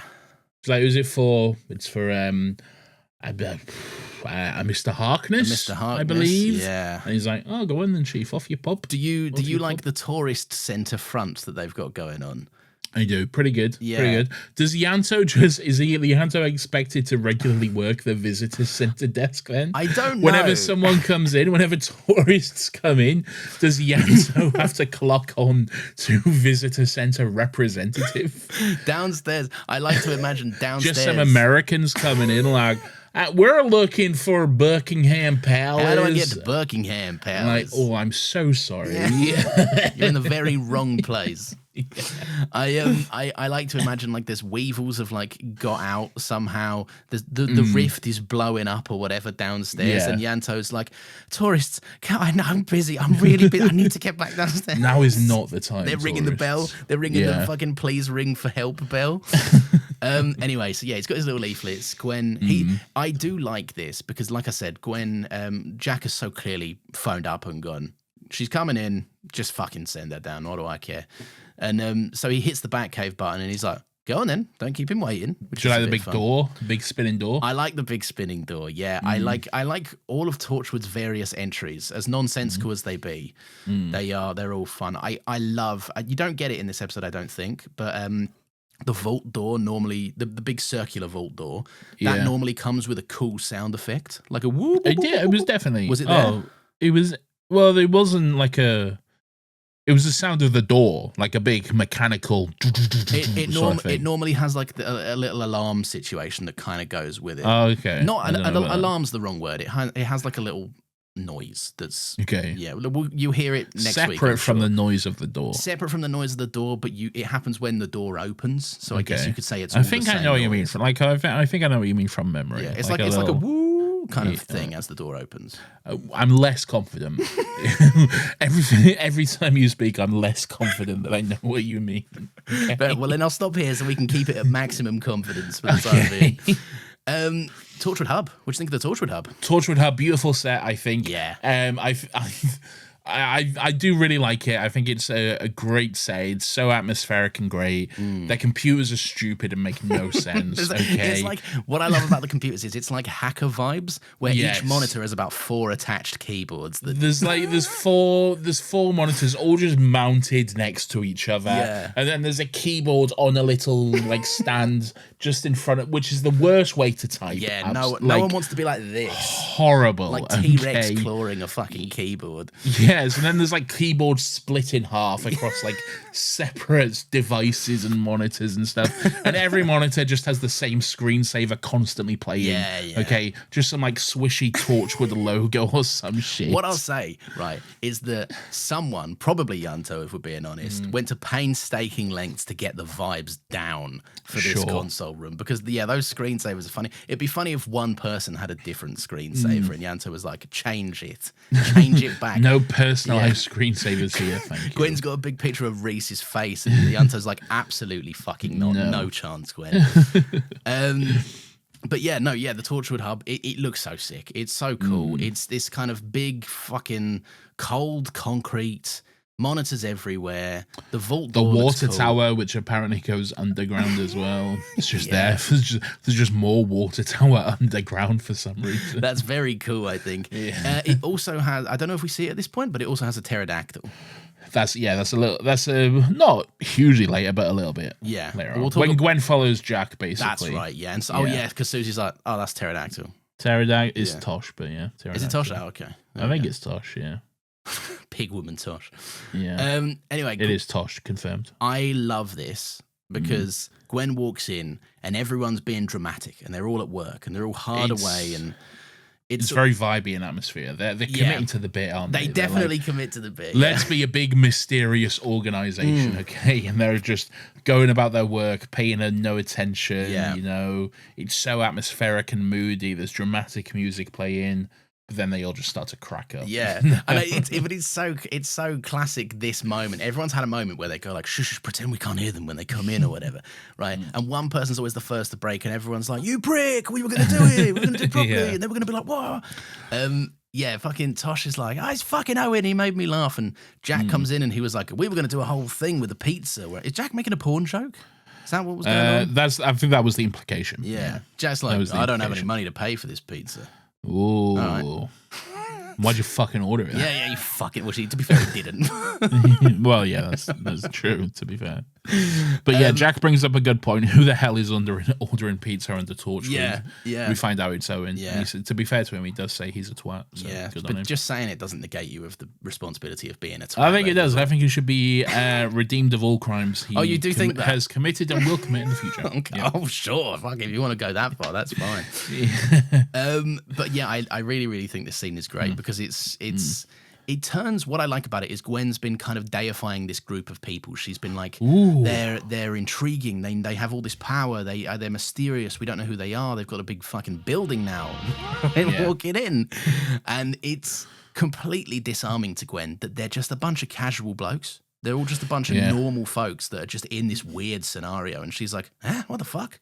It's actually 2 blokes and 2 women. 2 blokes and 2 women. Yeah, sorry. I've erased. I know you love to erase women's contributions. I know. Okay? Sorry. I actually believe we should recognise them.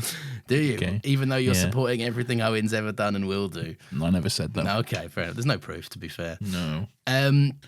But yeah, this what follows I think is a very, very good scene. I think Jack encouraging Gwen to believe what she saw with her own eyes, like, because she's like, you resuscitated that bloke, and he's like, nope. She's like, what did you see? Yeah, no, yeah, and he's like, you revived the bloke? No. What did you see? And then she's like, all right, you brought him back from the dead, and Jack's like, bingo, got it, cunt. Yeah, good stuff. Yeah, good. Yeah, I just really, really like it. I think it's paired really nicely with Tosh's just complete fucking banal attitude to, she's like, yeah, covered up that murder. Normal Tuesday for me, covering up a murder. Good stuff. Yeah, she's like, yeah, that's my job. Yeah. That's what I do. What does that say? Hooch? With vodka and fruit juice. Don't mind if I do. Don't mind if I do. What it do for me? I've just got water. I'm very sad and boring. She got some beers. I didn't know we were getting beers in for Torchwood. I got beers for Torchwood. Torchwood beers. Torch beers, Beerswood. Nothing there. You got to do beers every week for Torchwood. No, not every week. That'd be insane. You got to get pissed every single week for Torchwood. every single week. Yeah. You can do one thing. You have to choose one of 3 things for Torchwood to get into the spirit. You have to either get drunk, you need to have sex, or you need to get shot in the head while we do these streams. Gwen's immediate next thought is obviously right. They're covering up murders, right? Well, what are they doing that for? Well, because they have to.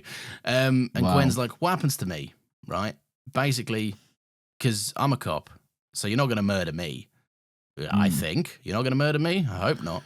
But yeah, I like that this is more scary than impressive to Gwen. She's kind of more just thinking about saving her own neck here, which is very fair enough. I'd be in the same boat, you know? Yeah.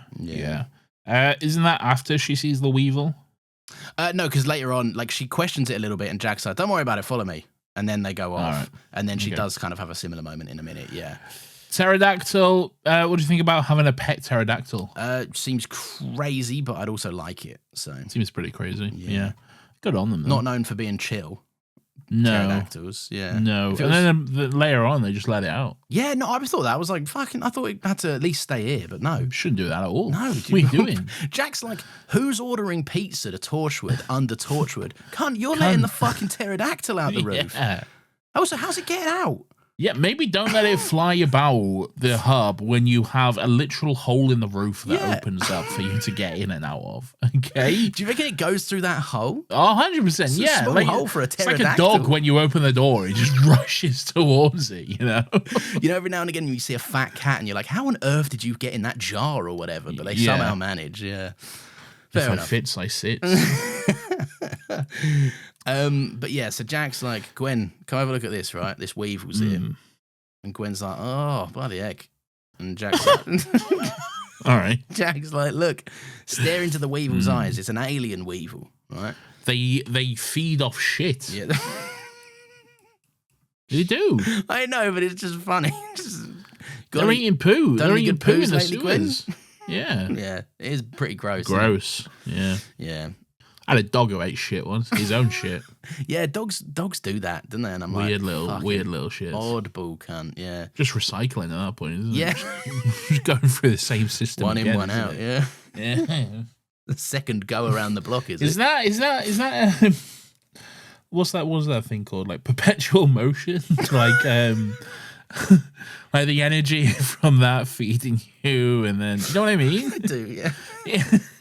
I don't know. A hamster in a wheel. I'm not a scientist. We'll have to ask like fucking Hank Green about it or something. Yeah, we'll get Hank Green on the podcast.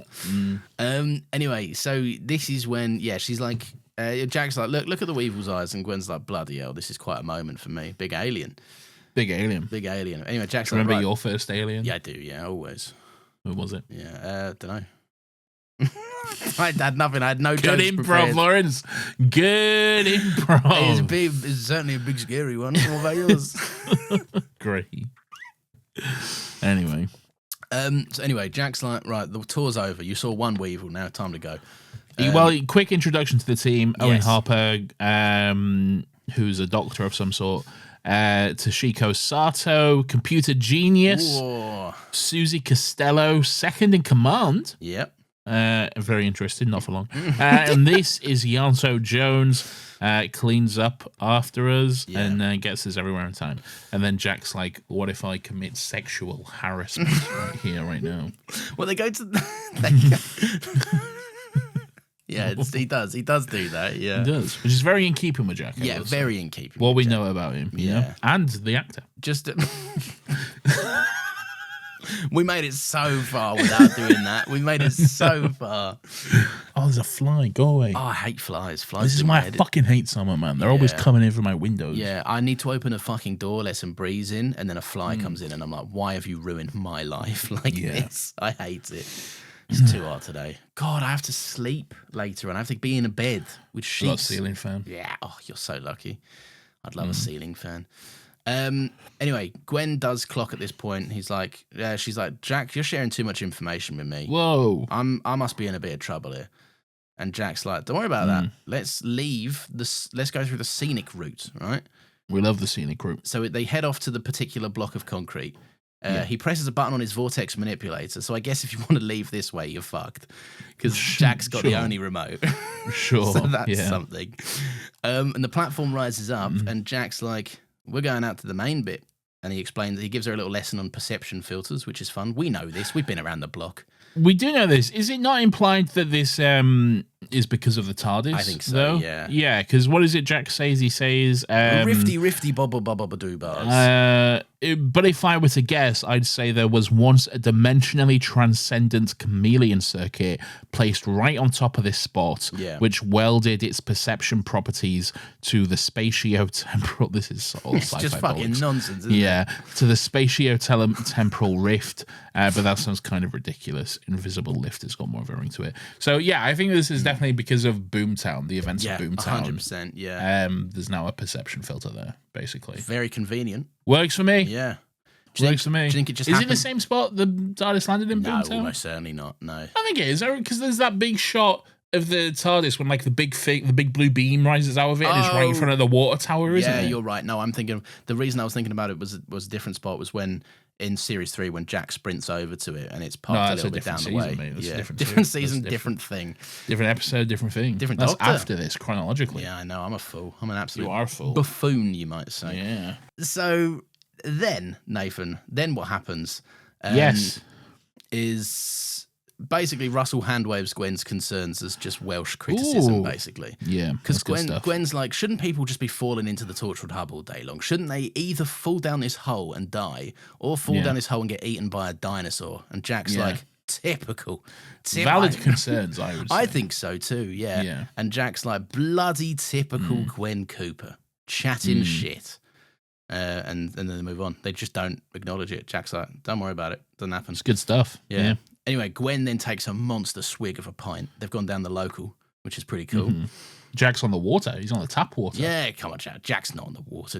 I understand he's a working man right now, but Jack strikes me as the type that would get a cocktail with like... I don't know. Torchwood Jack seems more mellow than Doctor Who Jack. Less horny. I don't think that which will is stay insane that when way. you think about it. No. Yeah, no, he will get more horny, I think. I think it's because he's more of a main character in Torchwood, so they have to mellow him out a little bit. He can't be like, what if I had sex with this now? You know? Do you know who fucking Jack in Torchwood? Jack is the Doctor and Owen is a Jack. Owen's the one that they're like, this sexually promiscuous guy is making rude quips. Like, he gets the Jack treatment here. But you're right, Jack has been given the protagonist kind of brush of lick of paint, hasn't he? He's in command as well. He's the head of the Torchwood team, so he has to have like a sense of authority and you can't have a boss who's like, what if I fucked this cow or whatever right here, you know? Like, you wouldn't take him seriously, would you? Yeah, no, you wouldn't. Exactly. Imagine if the Doctor was like, what if I fucked this horse? I'm going to fuck this horse. I'm going to fuck this horse right now. Rose comes back in from the TARDIS. What are you doing? I'm fucking this horse, Rose. I'm fucking this horse. Rose, you wouldn't get on the fireplace is a bit different than I remember. Oh, for God's sake. That works because there's a horse in that episode, Lawrence. Oh, that woman, I took too long fucking that horse. Now that woman's dead. I waited too long. You win some, you lose some. Yeah. At least I got this horse. Where's that horse gone? Arthur, was that his name? Good on him. So yeah, let's go with that. Yeah. I think that is his name.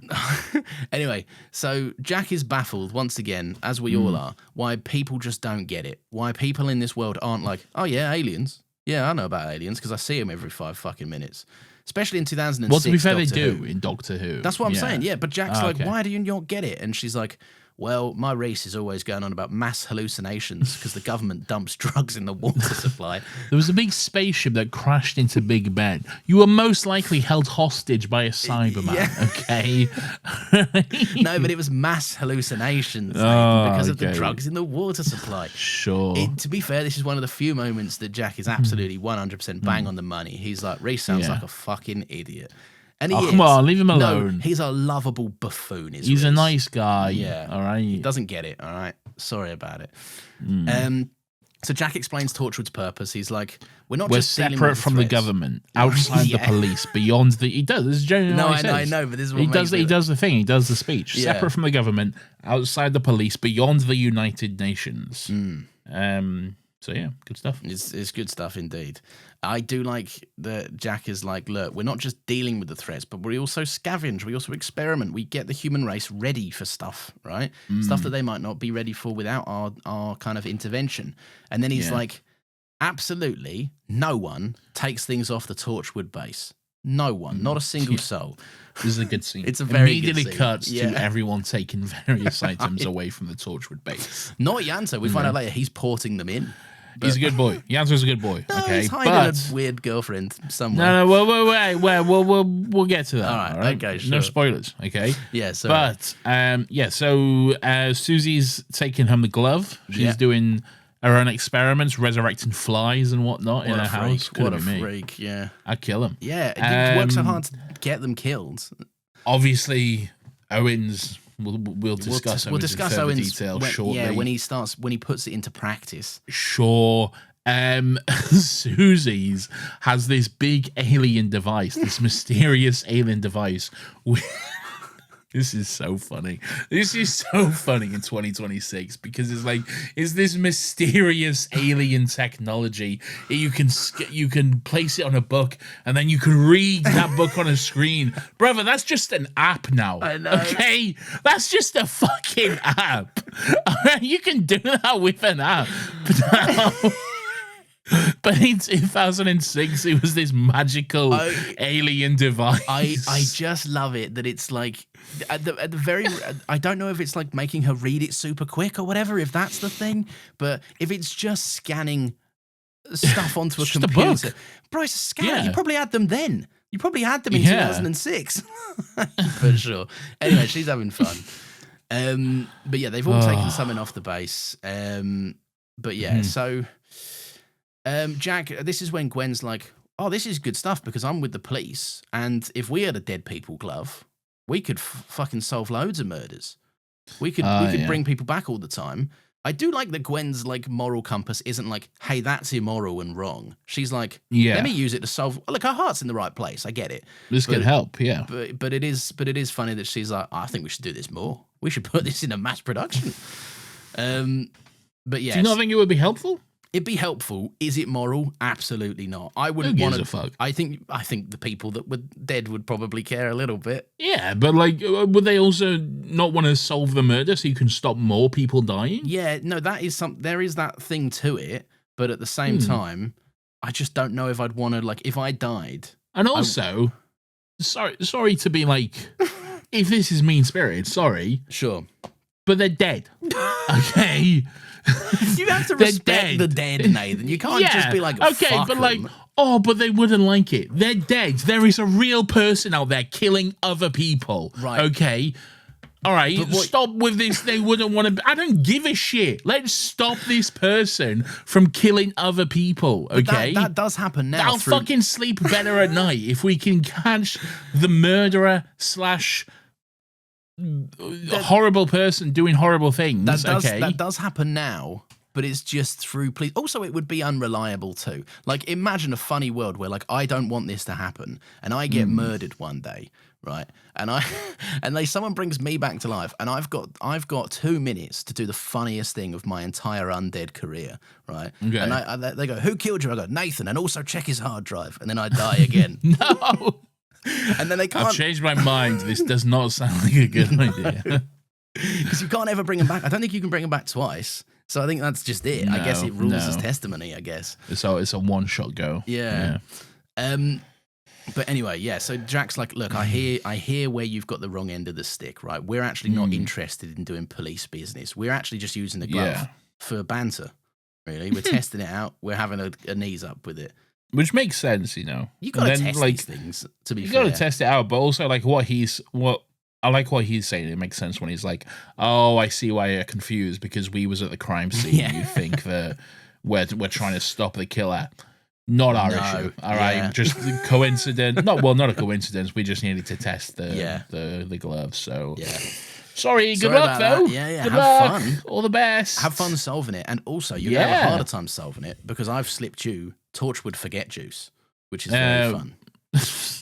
It's just a fucking. I know, but it's not Torchwood Forget Juice. Well, it's just a fucking amnesia pill. It is a little bit because Jack does say it's his own recipe, which is very nice. Okay, yeah. So I wrote down. Had it with denial and a hint of retcon or whatever he says. Yes, I've wrote a joke here, which I should have committed to instead of telling you. I've wrote down a prepared joke. Oh, okay. But in the spirit of transparency, I have written down more Owen speed. This. So that's hilarious. We can all laugh and now move on. Yeah, I don't know if the joke really works though. That's fine. Really. Well, then we should definitely move on. This is not like a situation of like, oh, you shouldn't drug people. Like, you shouldn't drug people. No, but like, you shouldn't. There's a reason for this though. It's not like he's not doing like nefarious Owen crimes. I'm just doing jokes, right? I know. You're gonna accost me for humor, for comedy. I just don't think Jack can be accosted and held up to the same level of scrutiny that Owen will be held up to. No, 100% not the this same is thing. in no way the same thing. Okay. John Barrowman, though. Different now story. That's the whole thing, isn't it? Yeah. Anyway, good on him. Gwen storms off and tells Jack. He's always yelling at people on Twitter. He is, yeah. He's like Ricky Gervais. If you even type fucking John Barrowman, he's like, "What are you saying? Say it to my face." No. Yeah. I'll sue you. Actually. And also, here's a video of me holding my recently dead dog. Insane. Awful news. Anyway, Gwen storms off and Jack's like, "You're not going to get very far, mate. I put a little sedative in it as well." So crazy. And he's like, and also if you text anyone, if you tell anyone about this, right, then I'm just going to go and get them as well. And Gwen's like, "You fucker," right? So she races home. Now, yes, I think what Gwen does here when she races home and types out all the information on the computer, right? I think this is very inefficient. Now, if I was Gwen, I would write something down to the extent of like,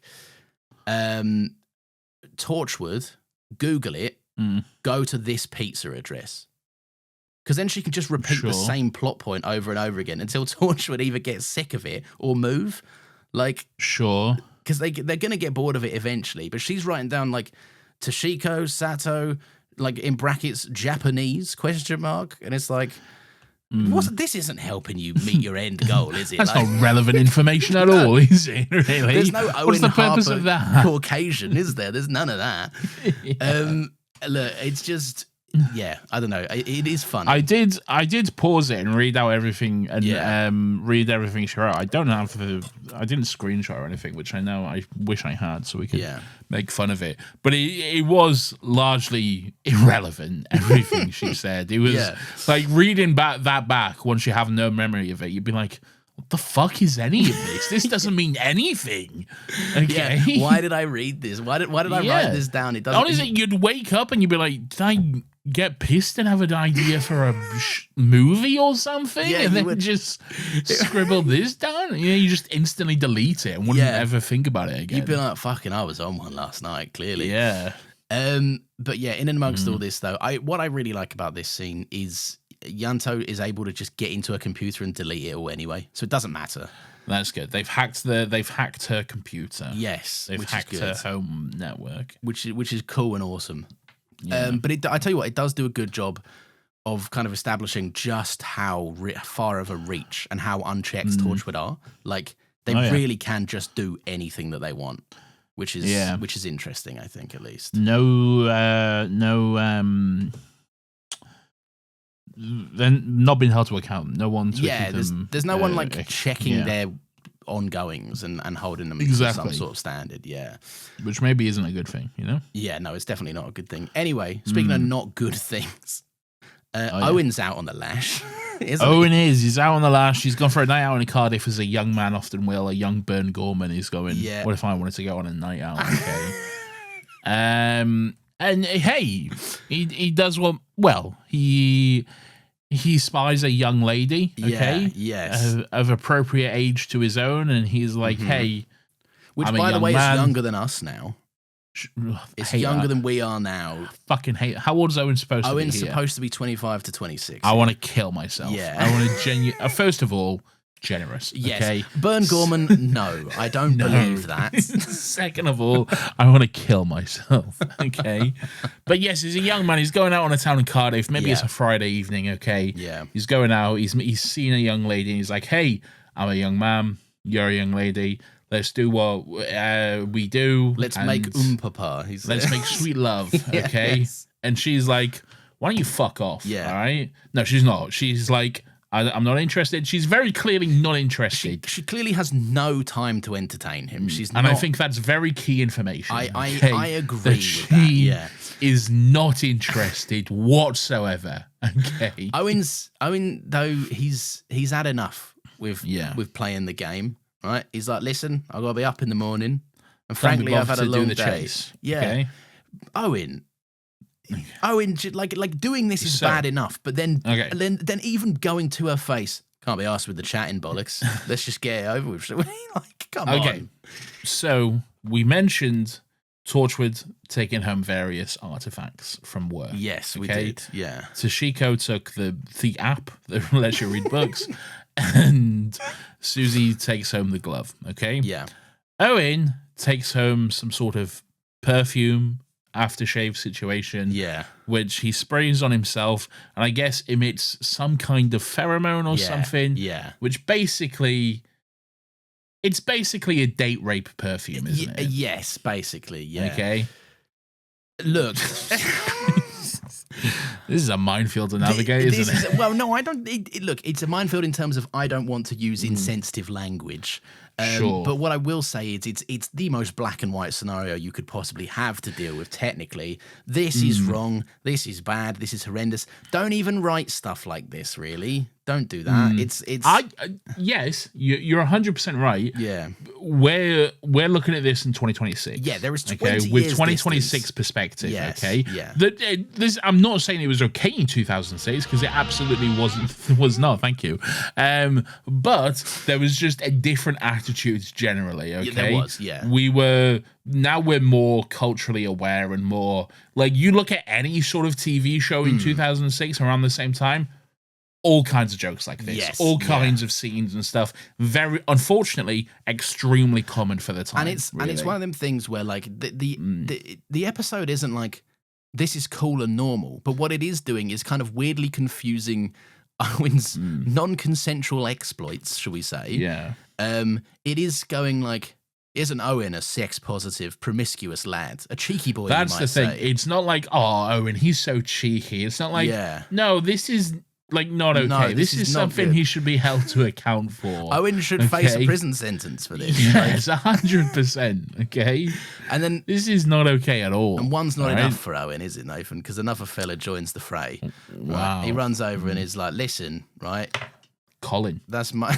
Is he called Colin? It's called Colin. Colin. Yeah. She's like, listen, right, that's my girlfriend, and Owen's like, I was. Yeah, well, I'm going home with her. Yeah, right? I'm going home with her. There's nothing you can do about it. Also, I'll spray you and all, son. Yeah. Also, why is this Colin fella mad? I get why he's mad at Owen, but like, she's cheating on you, mate. Well, she's not. But he doesn't know that. But from his perspective, he doesn't know that. He's like, I'll fucking beat the shit out of you, man. Like, should no one have a word with your missus?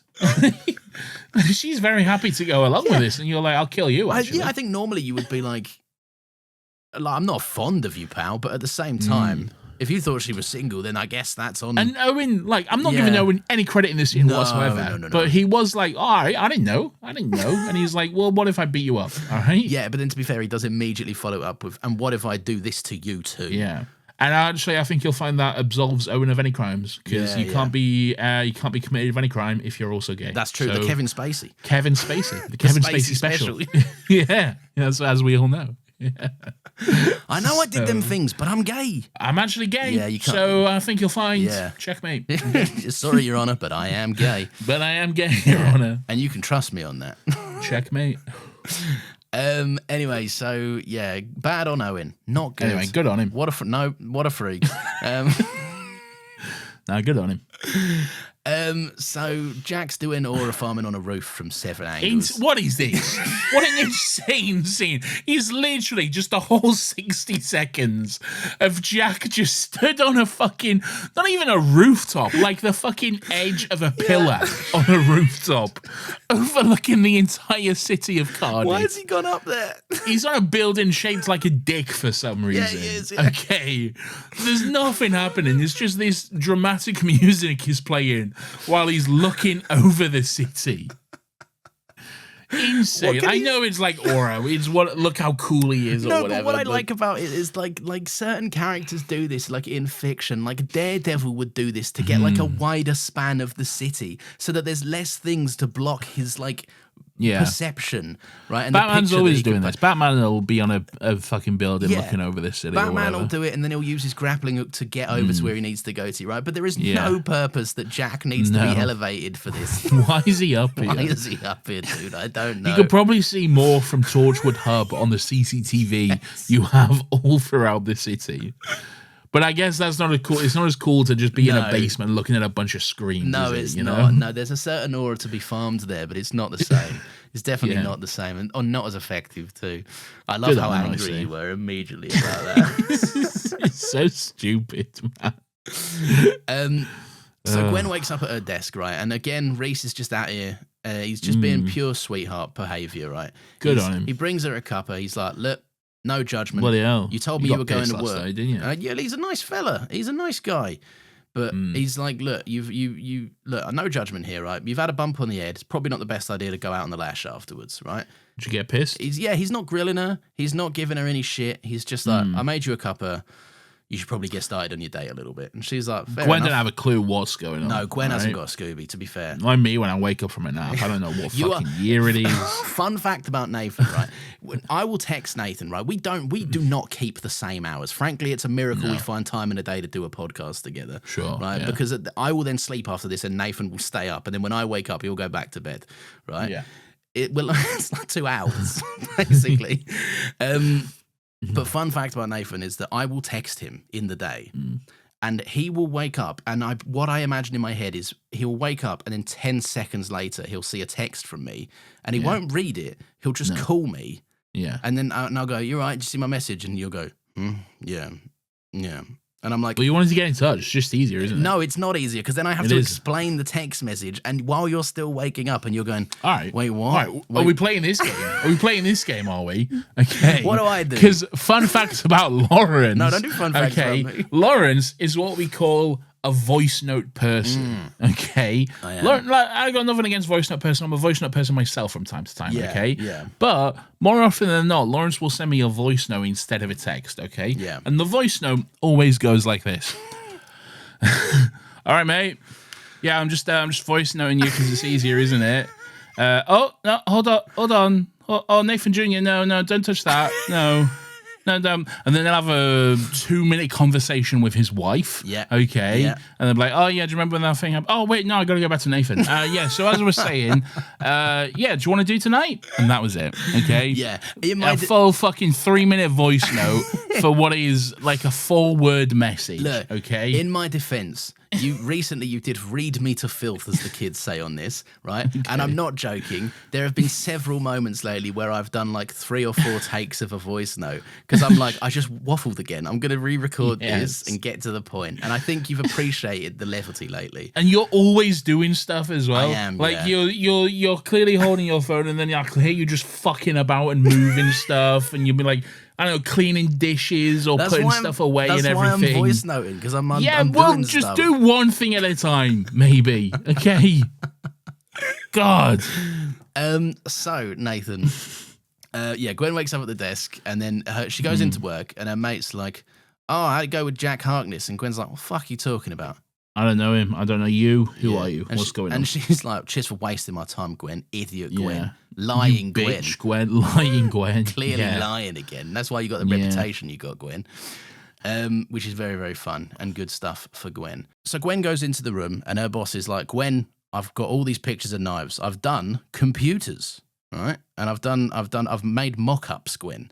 I think he specifically says he hasn't, like, because he's like, I don't know how they figured it out, like computers or something. It's not like an Uncle Bryn situation where he's the World Wide Web. I've been on the computer, right? And I found these pictures of knives. I reckon one of them must be the murder weapon. And what is it that you do again, Gwen? IT. IT, yeah. But yeah, so basically he's like, look, this is probably the murder weapon. It's a weird design, ornamental, you might even say. And then what I find really funny is that as Gwen's on her way out, he goes, if it rings any bells, give us a shout. Now, why the fuck would it ring any bells for Gwen? Because it's pretty fucking, it's pretty, what's the word I'm looking for? Unique. Very unique New York, you might even say. Unique New York. Oh, my God. But what I'm saying is, but why would Gwen have it like in the back of her brain? I think he's just saying like in general. No, he's just like, just give us a shout if you catch anything. He's not like, you obviously know what this is, so tell us. He's just like, hey, if it pops up, give us a shout. Gwen, if you happen to bump into the owner of this knife in 5 minutes' time, say for example, would you please keep me in the loop? Stop being pedantic. Sorry, all right? That is pedantic of me. I actually know this knife is insane. This is the most extra knife you've ever seen. It is a bit wild, but it is weird. What if a knife had 3 knives? That's what knives need, isn't it? More knives when you think about it. This knife, it needs more fucking knives on let's it. Let's add more knives, and let's make it so that, like, even if you get clipped from the side, it's still an effective knife. At what point does a knife become a sword? All right, I think that's a conversation we need to have. No, here. Nathan, it goes sword. No, it goes dagger. No, it goes knife, dagger, sword. Machete. No. Machete is, no. That's like saying cutlass. All right? All right? I love That's just a different type. That's just a different type of knife/sword. Where does a bayonet fit in? Because that's a whole again, that's a gun. That's a whole different situation. That's a gun with a cutlass attached. Here's what a gun needs: a knife. A knife, yeah. A less efficient killing means. That's what a gun needs. But it was probably more efficient in fucking the age of the bayonet. Yeah, true. That is actually especially true. when you're like, gotta fucking clean this. Yeah, reload this gun. It takes 10 minutes. You know, you got to use those things. You know, when you have to get like a straw cleaner to clean out your bottles. That's what that is. Yeah, you got to like shove it down. You got to clean it out, and then you got to fucking. Fucking all that work, and I still missed. God damn it. Exactly. Yeah. Wildly inaccurate. Yeah, exactly. Yeah, you're just you're spraying and praying. We're not even spraying. You just no spraying. One bullet. You're singular shooting and missing. That's why they just got a bunch of dudes to stand together, aim and shoot. Just hope for the best. Cover as maximum area as possible. Yeah, really. Best way to do it. To be honest, the bow and arrow is probably more efficient, isn't it? Do you know how I know that? Go on. Assassin's Creed. It was the only way we know. The only way we know anything. Assassin's Creed 3. Okay. So Gwen's found herself outside the Torchwood hub again, right? She's gone there. Has she? Yeah, she's gone there again because this is where she sees Susie, the secret murderer, Nathan. Well, no, she's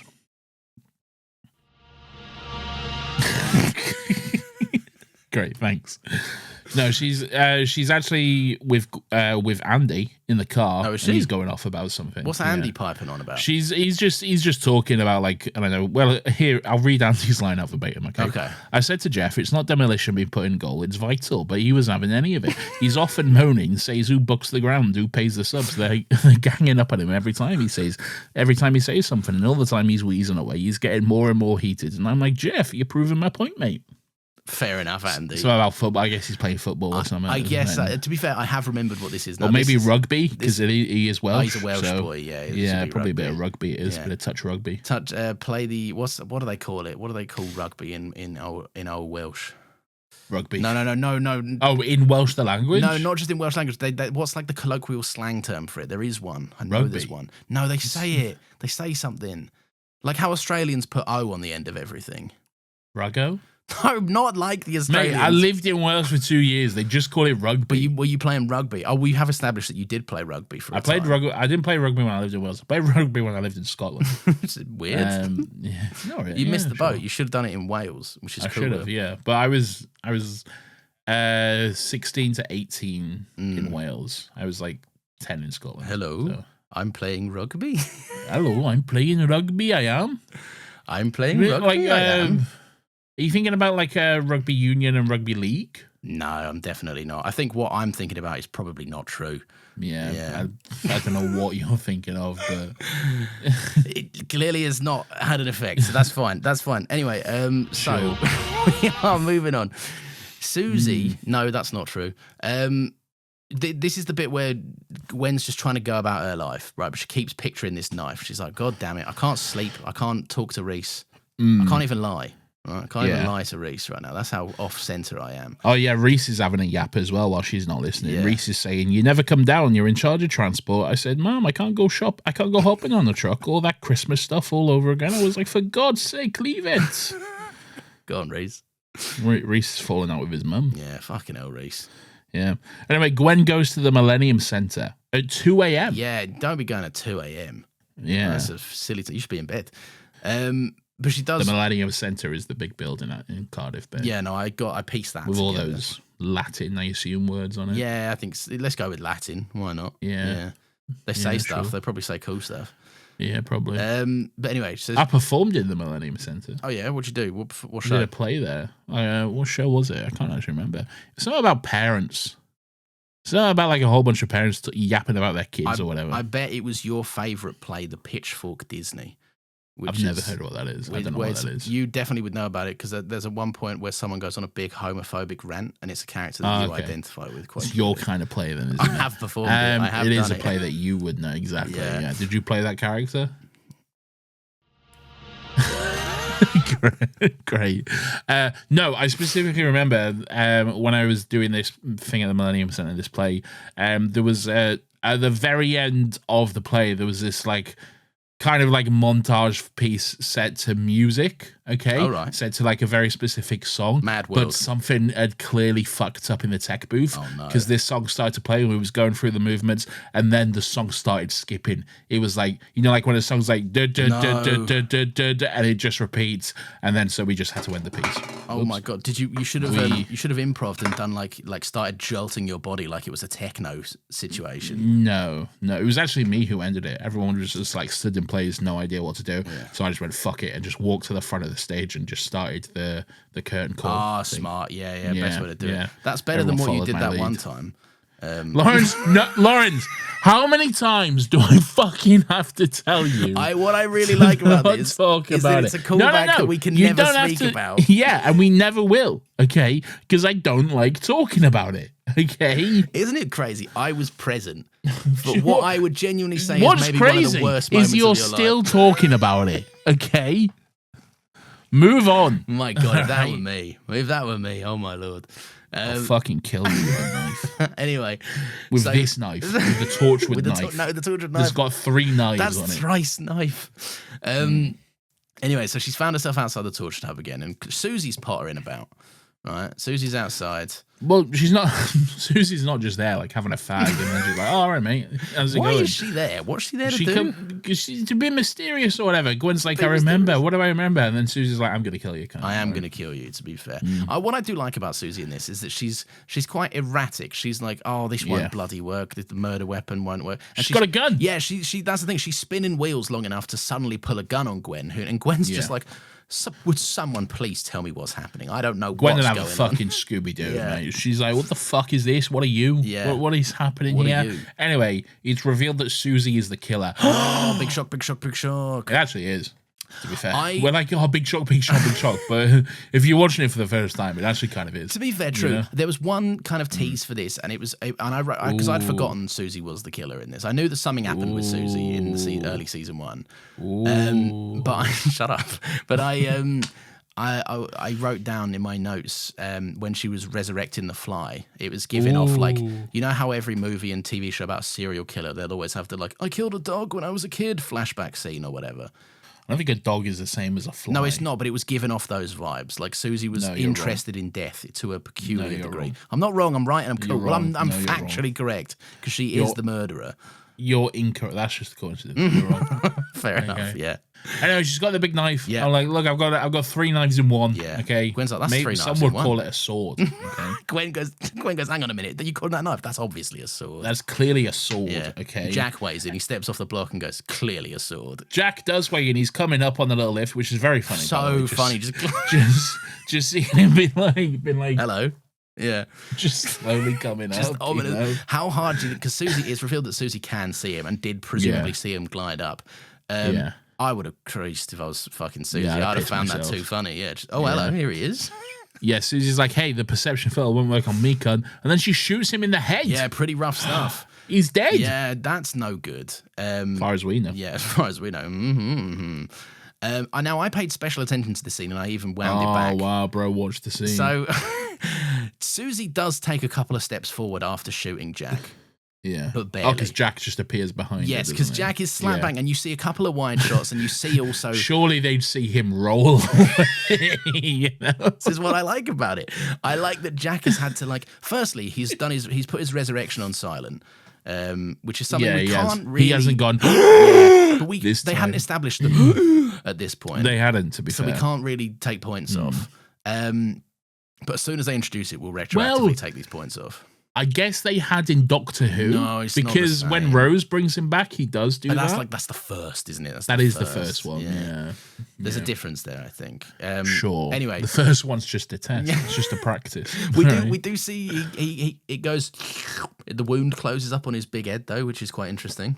It does a Wolverine thing, which I don't think happens anymore. No, he never does it normally. No, he's just like, don't worry about it. Yeah, we normally don't see it. You just don't see a wound. At some point, there is a point. Oh. Go on. I was going to say probably because it's Doctor Who, and you probably won't show an explicit bullet in the head wound. Torchwood will show a bullet in the head, but they don't normally, to my knowledge at least, they don't normally show how Jack sorts himself out again, because Jack does die horrifically throughout Torchwood various times. He's got big Wolverine powers. He does have big Wolverine powers, but he gets machine gunned. He gets blown up at one point, fully into pieces. I'm pretty sure he gets burned alive. He gets burned alive. He gets buried alive, which I guess he wouldn't need to rebuild himself after that. I guess just clear a load of fucking soil out his lungs, maybe. Be sick a little bit. Sure. I could firm it, I reckon, if someone buried me. You can't. You would die.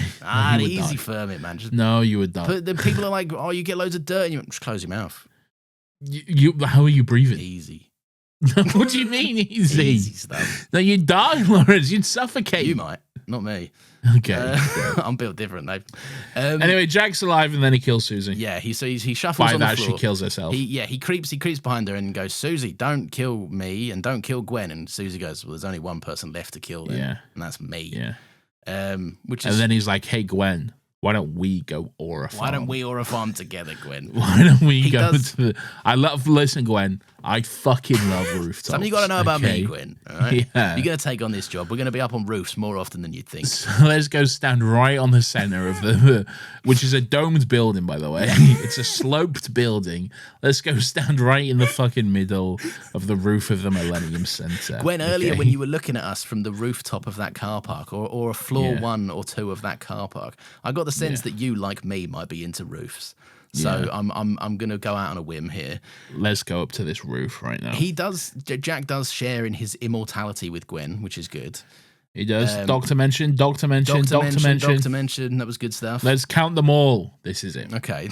I'm pretty sure this is the only reference to the Doctor. No, they'll definitely, but they'll 100% be more at some point. Jack will be like, I know a person that did this once or whatever. I think in season, as far as I remember, this is it for season 1. Really? I don't know. I could be wrong, but I don't know. Anyway, this is so this is when I wrote down that that Yanto is the Alfred type, right? Because Jack's like, I appreciate you not sharing my immortality secret with the rest of the team, Owen and Tosh, and those two alone. He doesn't mention Yanto here, which makes me think Yanto was definitely not part of core Torchwood team at this point. Well, he's definitely. We know that already. No, I know, but this is when I wrote it down. I'm just sharing some insights when I wrote things down. That is valuable information. I think so. We need to know when you wrote something down. Do you want the timestamps of when I wrote each note? No, I don't. Okay. All right, fair enough. Anyway, Jack offers Gwen the job, and he's like, look, Susie left. We got an opening. And also, you're probably right. We could probably do more to help. Cue the worst era of Torchwood, basically. What's the salary? Yeah, she should have had more questions. I think. It's got to be decent, I'd say. You're risking your life every day. Who's paying it? Who's funding this? Maybe Jack. Well, I guess it's set up by Queen Victoria, wasn't it? So I guess it'd be some sort of either government or who was in charge in 2006. In what, the government? Yeah, was it the Tories? Tony Blair. Okay. I mean, Gordon Brown came in. Maybe Gordon Brown came in that year. Any government's stripping this, though, aren't they? Because they're all going to be like, not essential public service. I don't think they'd have the power to, really. Oh, you think Jack would be like, absolutely not? Well, Jack says it himself was separate from the government, True. beyond the United Nations or whatever. I don't think. I guess the taxpayers are footing the bill. Yeah. Funding will be covered in a brief offhand line at one point, but basically they are paid by the Crown. Fair enough. Yeah. The Crown's paid by us, bloody hell. Yeah, exactly. Fuck you know. So there we go. Didn't even know the Crown could pay people. It was just a hat. I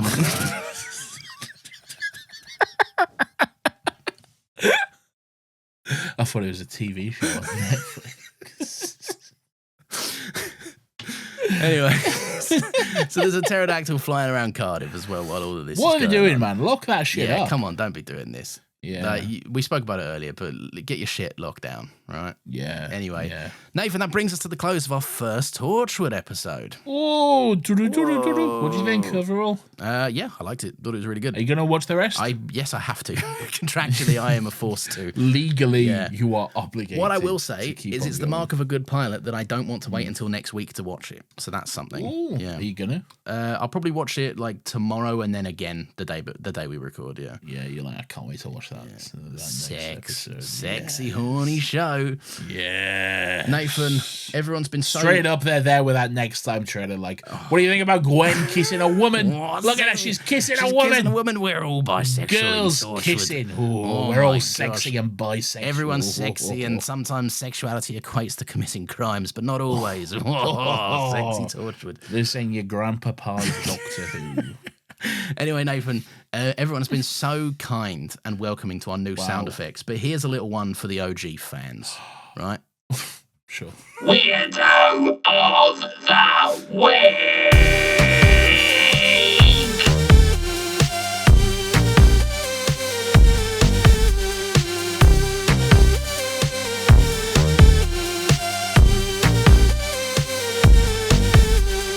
Weirdo. This is everyone's favourite section of the show where we get to take a chance to reflect on some of the weird and wonderful and grubby little characters who come across our screens each and every single week in this show, Torchwood.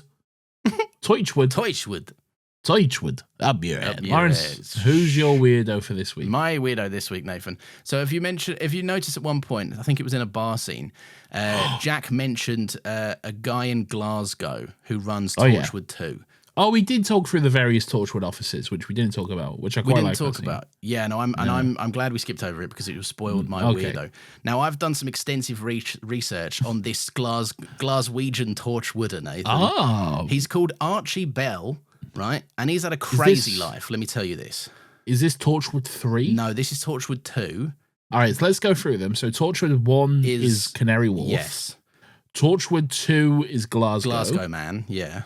Torchwood 3 is Cardiff? This is Torchwood 3. Cardiff is Torchwood 3, yeah. Okay, yeah. And Torchwood 4 has gone missing or something? I don't know.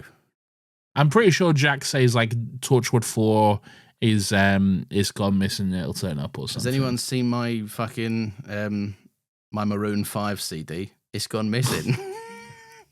Who's stolen my Maroon 5 right, CD? Who's got my Maroon 5 CD? It's gone missing. Anyway, so this guy ran Torchwood 2. And Torchwood 4 has still got legs. Yeah, that's us, yeah. Peter says. Torchwood 2 is mostly an archive rather than an operational force. Now, this is all expanded on in like various Torchwood audios and shit.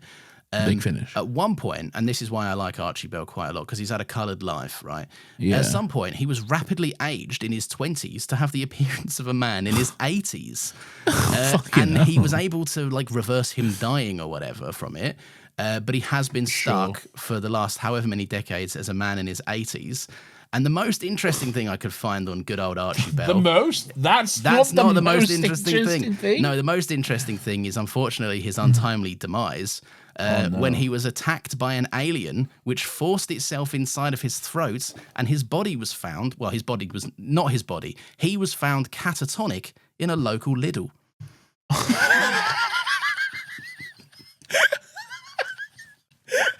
No, I don't know who wrote that or like to how much that can be relied upon, but I did check the TARDIS wiki, and I also checked on Wikipedia, and I also found some online stuff about him. So blood's catatonic in a Lidl. Whoever wrote that, the fact that it's a Lidl, Yeah, no, it just makes it so much funnier. That's so good. So yeah, that's fun. I thought he was worth mentioning, and I could flesh out the episode along with it. So why not? Oh. Anyway, so there you go, Nathan. Who's your weirdo? Great. No, obviously there's so many I could choose. I could say Owen. Yeah, for obvious reasons. Obvious reasons, yeah. I could say Jack for aura farming on the roof of that building for no reason. I could even say Gwen for lying to Reese about not being at the murder scene.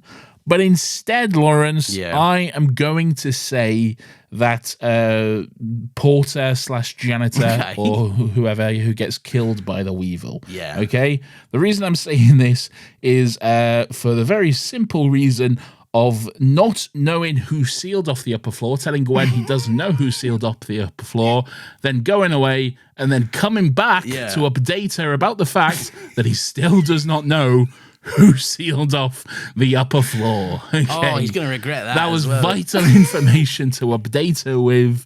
I still do not know. Gwen, I'm still not certain on this. All right, apologies. Great. And now I'm dead. Okay.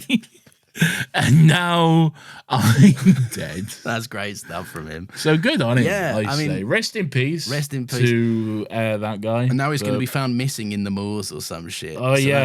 Tashiko's like fucking faked his She's death worked her magic on it. Yeah. Oh, very, very fun. Well, Good lovely. stuff. Good stuff all round, Nathan. Two fun weirdos. I hope they passed Pierce's test. I think he's happy looking at the chat. Yeah. Good he's stuff. up there. He's having a great time. That's amazing news. Nathan, speaking of amazing news, it's now time for the audience to have their say. What? Who would have guessed that this segment comes at the time it always comes every week? Nathan, what people do is they write into the emails or they write in on a little Discord message, and we get to read them out on the show, which is great stuff. Would you care to go first, or would you like for me to go first? You see, peek behind the curtain, everyone. He says this every single week, and then it's usually edited out of the episode. Yeah. Whenever I say, "Oh, I don't have one," first, and he goes, "Oh, neither do I." Hold on, let me just pull. I do actually have them up today. You do? Go on then. Nathan, we're gonna go with Chris. Chris has wrote in, Nathan, and he says, "Hi boys, first time writing into Still Got Legs Torchwood era. Welcome. I guess this is everyone's first time into Still Got Legs Torchwood era. I'm sure. This is my first time watching Torchwood, and I have to say the spin-off show with the face of Bo. Cue 5 minutes of Nathan explaining why Jack isn't the face Lawrence, of Bo. I'm going to stop you right there. Okay. Yep. Jack is not the face of Bo. Okay. Yeah. And I'm going to list out a detailed explanation of which that will last 5 minutes. Please do. Okay. Please do. Do you want to do it now, or do you want to do it in post? I've edited it out of the episode for everone's sake. Yeah, smart. But just know I did that. He definitely did. We're all here. We can attest to it. Anyway, cue 5 minutes of Nathan explaining why Jack isn't the face of Bo as the main character has got me interested. My weirdo for this week would obviously be Owen the sex pest that he is. Yeah, that's fair. Very clear, at least so far, that this is a product of its time based on Owen's aftershave. Aftershave, I should mention, is in quotation marks. And Jack saying they're all putting estrogen in the water. Next, we'll hear that they are putting chemicals in the water that are making the amphibians homosexual. They're making the frickin' frogs gay. Anyway, excited to see what you think and excited for my first watch through. Keep on shooting aliens in the face with a normal gun. You know I will. That's a motto we can get behind. Thank you for writing in. Thank you very much. And I'm glad you're checking out Torchwood for the first time. Nathan is sort of doing that too, but not really. Not really. No, I've seen it. I'll also kill at them all with my knife with 3 knives. Yeah, it's the best way to do it. Yeah, my 3-knife knife. We're one episode into Torchwood and we've came across 2 legendary weapons: a regular handgun and a big 3-piece knife. Just a normal handgun. Are the Torchwood guns like sort of beefy? They are, because they're also stun guns. They're mostly used as stun guns throughout the series. I think you're thinking of the Kingsman. No, I'm not, Nathan. They do stun. They all have stun gun settings on them. Isn't the Kingsman gun like a... The Kingsman like, hey, this is a special gun because it's also a thing or whatever. But they're weird, though. They'll have like a gun and they'll like a bullet will suddenly be like a big foam finger or something that comes out and boxes you on the nose. That's true. No, but there'll always be some sort of gadget or something. I don't think that's true. I think it's true. I think it's absolutely true. Okay. Nathan, who's emailing us this week? Sure. This is an email from Anna who says, hello, Nathan and Lawrence.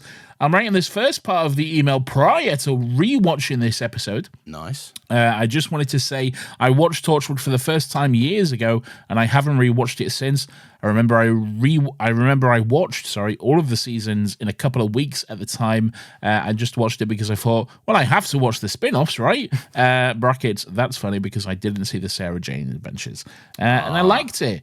Now I'm a little bit afraid of rewatching it because maybe I won't like it as much as before.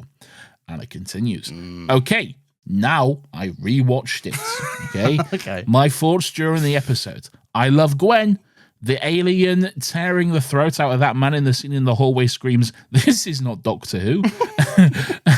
Owen ordering pizza under the name of the Torchwood is so funny. Yeah. Like, hello, I want 2 pizzas. For who? Our secret organization, Torchwood. Jack in the bar telling what I always think of the humans in Doctor Who. Like, how do you not believe in aliens? Spaceship flying through London, Cybermen invading, Susie shooting herself. My God. Pterodactyl. Bye. Bye, friend. Lovely. Thanks, Anna. I love an assorted just collection of unorganized thoughts. Yeah. That's amazing news. Always lovely to hear from you, Anna. Thank you so much for getting in contact. Torchwood is definitely one of them shows that is like, maybe the shine of it will go away on a rewatch, but I also think that's part of the fun, right? Because it's so of its own I don't know. era. I'll be the judge. Well, Nathan will be the judge. Nathan, I'll be the judge. Look at me, I'm a little face in the corner. He's a little face in the corner, everyone. Ruth J says, so excited for the Torchwood era of SGL. I was 10 when Torchwood started, and I was very excited for a new Doctor Who spin-off. I remember my dad saying, well, it's meant for grown-ups, so I'll watch the first few episodes, and if they're suitable, we'll watch them together. My dad should have done that. Yeah, your dad should take some notes. I should say, my parents have never given a shit about anything like that, okay? Maybe they should have. Yeah, to be fair, I was playing Call of Duty way younger than I should have been playing Call of Duty. My parents got me Grand Theft Auto 3 for Christmas. Oh my God. When I was like 8 years old or something. I've picked up a prostitute and then I've shot her. To be fair, I don't think they knew what it was. No, yeah. But still. Naive. Anyway, fairly soon after the episode 1 was out, I was not allowed to watch it. I was furious, devastated, betrayed. 10-year-old me felt wronged, but I was a rule follower and I didn't watch Torchwood. In the end, I only got round to watching it when I was at uni. And what my 10-year-old self saw as a devastating blow, my adult self sees as an incredible parenting choice. Good call, Dad. 10-year-old me would have never been the same again. That's so funny. It's also so I love the idea of being like, well, I can't watch it. Yeah. It's just, I can't. I love it. I was one of them kids that, as everyone has a memory of hiding their DS under the covers. Yeah. When their mum comes in and I'm like, I'm not touching weird dogs. I'm not doing that. Touching yourself. No, not on my DS. Maybe if I got some bootleg pornos on my DS.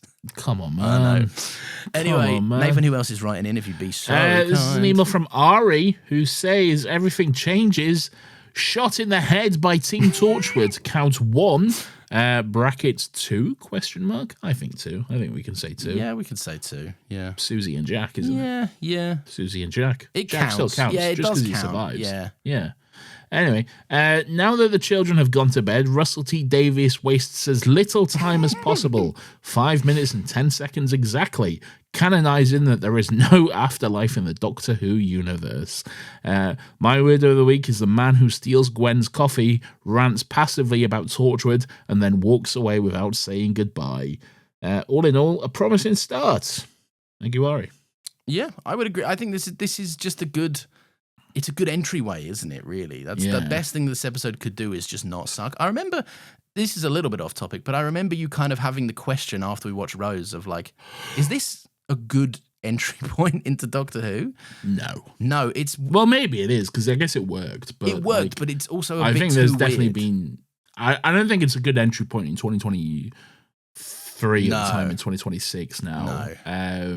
But I do think there are better ones that have come up since. Yeah. 11th Hour. Yeah. 11th Hour is an Deep amazing starting point. Breath, maybe. The Pilot. The The Woman Who Fell to Earth. Woman Who Fell to Earth is probably not the best starting point. I wouldn't have thought. You just say that because you hate women. That's true. Yeah, to be fair, I said and you that. hate them falling to Earth. Yeah. Get off Earth, I say. Yeah. Get out of here. This is for men. Imagine. C says, we finally reached my GOAT show. God bless. Ooh. Firstly, a moment for the incredible titles, please. No, Nathan doesn't agree. Nathan said they're botched and boring. fucked. I'm a Gwen stan through and through, and I think she's an excellent character to follow from everyday life into the absurd world of Torchwood. And Eve Miles' facial expressions are always so excellent. I agree. Yeah, we didn't really... Eve Miles is great. Yeah, we didn't give her flowers, but she works... The reason this episode works is because she works really well as a character. 100%. Eve Miles is really good in this show. Yeah. And in this episode. Yeah. Genuine Weirdo of the Week goes to Owen for using the R-word perfume. I think we said it in the episode. You can say we have, but if I can go about not saying it, it's preferable, isn't it? This is Torchwood. It's more adult lines. No, I know, okay? but people don't want to be hearing that word out in the wild. This is a fun family. It's not a fun family show. It's a show, though. And maybe people have fun with it. Anyway, he uses this sexual assault perfume, I'll say, to drug that couple into sleeping with him. That's assault. I'm sorry, assault. I really like that he's pointed that out. We missed that. Good catch. We did miss that. Also to the writers for making it seem like a laugh instead of gross. Yeah, there's something comical about the way he goes, taxi, right after. And I'm like, nah, fella, you're off to do crimes. Yeah. Again, I think that's more of an era thing. Yeah. Really, than like the writer's been like, oh, yeah, Owen's a weird guy. What about that poor fucking taxi driver? You stop being so horny in the back of my cab, please, he says. I would taxi drivers probably be used to that, especially on like a fucking a night in the city. On the Welsh Strip, you might say. You'd have the Welsh Strip. You'd have all kinds of characters getting in and just doing God knows what in the taxi. Horny business. Yeah, no, that's not horny good. business indeed. Yeah. Maybe I've been in that situation myself. All right, Nathan, who else has emailed us? We got another email from the man, the myth, the legend that is Hugo Kessler. I may have just doxed him, I don't know. Hi, boys. It might be a new era, but I'm still doing this bullshit, Hugo says. Nice. So let's see what wonderful concoction Hugo has cooked up for us Beautiful. today. I am Captain Jack, standing here on a ledge. I am Captain Jack, standing on a ledge, or a farming, wearing a jacket. Ooh, is that a train? I see tracks, I see cars. There is a building, there is a parking lot. I am Captain Jack, the Batman of Cardiff. Anyway, fun ep, I reckon. I love Gwen. She's the real reason the show ever works, in my opinion. Yeah. There's a lot that's very silly about this episode, but you know what? It's fun. I did read an interview with RTD about this season, though, where he said, quote, "We can be a bit more visceral, more violent, and more sexual if we want to. Though bear in mind that it's very teenage to indulge yourself in blood and gore, and Torchwood is going to be smarter than that." Sir, RTD, I must ask a question again I've asked before. Do you know what show you're making? Thank you, Hugo. It's a good point. That is a good point. Yeah. Is Russell T Davies the showrunner of Torchwood? I don't know. I'm going to have to find out now. Because he only writes one episode in season 1, and this is it. Really? Maybe he was just there to like usher it in. Torchwood. I'm just going to Google Torchwood showrunner. See where we come out. Russell T Davies created Torchwood and served as its executive producer and primary showrunner. Yeah. Oh, okay. Yeah. Although he only writes the pilot. Yeah, it does say series 1 and 2. Chibnall was employed as the lead, as the head writer and day-to-day showrunner alongside. Basically, Russell was there in name alone. It seems like, and Chibnall was running the gaff. More of a Chibnall joint. More of a Chibnall joint. We just got rid of this guy. Oh, come on, he's back. No, I'm joking. He's all right. Good on him. Series 3, Russell returned to make a much more direct hands-on show running role. Well, there we go. And then Series 4, I think it says, I don't know. It was produced by George W. Bush. Yeah, something about George W. Bush being here. Yeah. It says it was produced by George W. Bush and gun violence, which is crazy work. And pedophile. We go tick the American boxes. We got pedos over here too. No, I'm not saying America's full of pedophiles. I'm saying in the show, in Miracle Day. Oh, there are nonces in that. Yeah, to be fair. Well, there's one very prominent nonce. He's like, I'm a nonce, and I got the death penalty, but I'm a nonce still. Not Forrest Gump. I don't know. I was running, and I am a nonce. Jenny, I'm a nonce. Great. Captain Dan. Lieutenant Dan. Lieutenant Dan took my legs. Come on, man. My legs, please. All right. Great. Last one I read out, Nathan. I'm just going to pick one at random. I'm going to swivel land on this one. It is Nats. Whoa! Typical Lawrence picking his girlfriend. Gonna get on my soapbox about Owen's war crimes. Owen is a lazy man who can't even bear to put in the work to manipulate a woman using Just words like using words and shady actions. Instead, he feels drawn to use illegal tech from his job that will manipulate a woman into going home Just with like him Lawrence. against their wishes. Stop it! I don't condone this joke. They even show us how uninterested she was before he used it. Just like Lawrence. Then the writer doubles down on his horrible characterization by having him deal with the woman's jealous boyfriend by ensnaring him as well. 2006 writers turning predatory straight men into predatory bisexual man does not make it any better, especially not when the writer is a gay man. RTD thinks all bisexual people can't control themselves, I guess. I jest, but really I despise this whole scene, and it makes me really, really hate Owen immediately, which is hard to come back from for me. It's true. Yeah, there are moments in the show for me where Owen is likable, and it's clear that the writers weren't calling him a fucking sexual assaulter in the scene. No, not at all. But it's hard to separate his actions, which are indisputably sexual assaulting. So yes, and but again, and please don't think I'm excusing it, because I'm really not. But I really do think you need You can't. You have to put yourself in 2006. You do. Yeah. You have to put yourself in the context of the culture of 2006. Yeah. I genuinely do not think that it is worthwhile judging media from the past to the standards of today. Because if you do that, you will never be able to enjoy anything. Yeah, okay? 100%. You will constantly be criticizing. You will be constantly stopping yourself from enjoying a worthwhile story based on a culture that doesn't exist anymore. Yeah, okay, it's true. And I think it is really important to, of course, we can make fun and make jokes and everything like we do and stuff, and criticize it when it should be criticized. It absolutely should be criticized. Yeah. And I'm in no way saying it was okay to do this in 2006, but it wasn't. It absolutely fundamentally was not okay. Yeah. But it was still just more normalized than it was today. Okay, you see this in a TV. This would never make it into a TV show. No. Today. Not without any consequences. No, and for good reason. This character would be vilified horrendously if this happened in a TV show today. Yeah. But in the context of 2006, it's lads, Yeah. that's men, Lads out on the pool doing this kind of stuff. Yeah. It's one of them things, and in no point, at no point are we kind of saying that this rule applies to fiction, right? Prior crimes where the law of ethics has fucking ruled over the land. 100%. Right? Yeah. People should be held to account for that kind of stuff, and things that are uncovered years later, even like in this scenario, 20 years later. Ethically, people should be held to a fucking standard, right? Obviously. But Owen is not real. and the writers had an intention, and it wasn't as sinister as people are kind of claiming it was. Despite the fact that what he did was bad, there will be points in the show where you kind of you're called on to feel sympathy for Owen. Unfortunately, you do just have to brush it aside and forget it, okay? You kind of just... Because the show will humanize Owen, and you can get on board with that and get on board with the story they're telling and kind of go... All right, he's a flawed character for sure, but if you're on board as just Owen is an irredeemable piece of shit, then you're never going to be able to connect with when the show wants you to take him seriously as a fully fledged person. If he was a real person, 100% an irredeemable piece of shit. Fuck him into the sun, obviously. Yeah, but obviously he's Lawrence's hero for doing this. Yeah, true. My hero. We're gonna unfortunately keep on talking about him. Sorry, but we got to. My hero after all.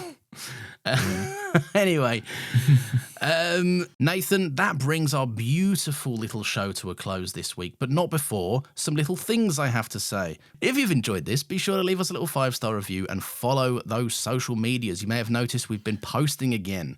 Hell yeah. Look at us go. We're really doing it. We're the little podcast that could. Follow us at Still Got Legs Unless Pod. we stopped by the time you hear this. Well, it's a couple of weeks away, so maybe. Go follow us there at Still Got Legs Pod. We're across various platforms. Have a look. We might be there. Instagram, TikTok, Whoa. YouTube Shorts, Whoa. which will let you get to 1.1k views and then just stop entirely Yep. every single time. Yeah, that's how YouTube Shorts work. You only get 1.2k views, and that's enough for you. You've had your fill. Yeah. We also have a Discord server that you could join if you want to make some pals. It's not just about Doctor Who in there. Movie nights are being hosted all the time. People are chatting about all sorts of stuff, games, telly, all sorts, right? Anything that you can even dream of is happening in there. Whoa. Maybe with some limitations.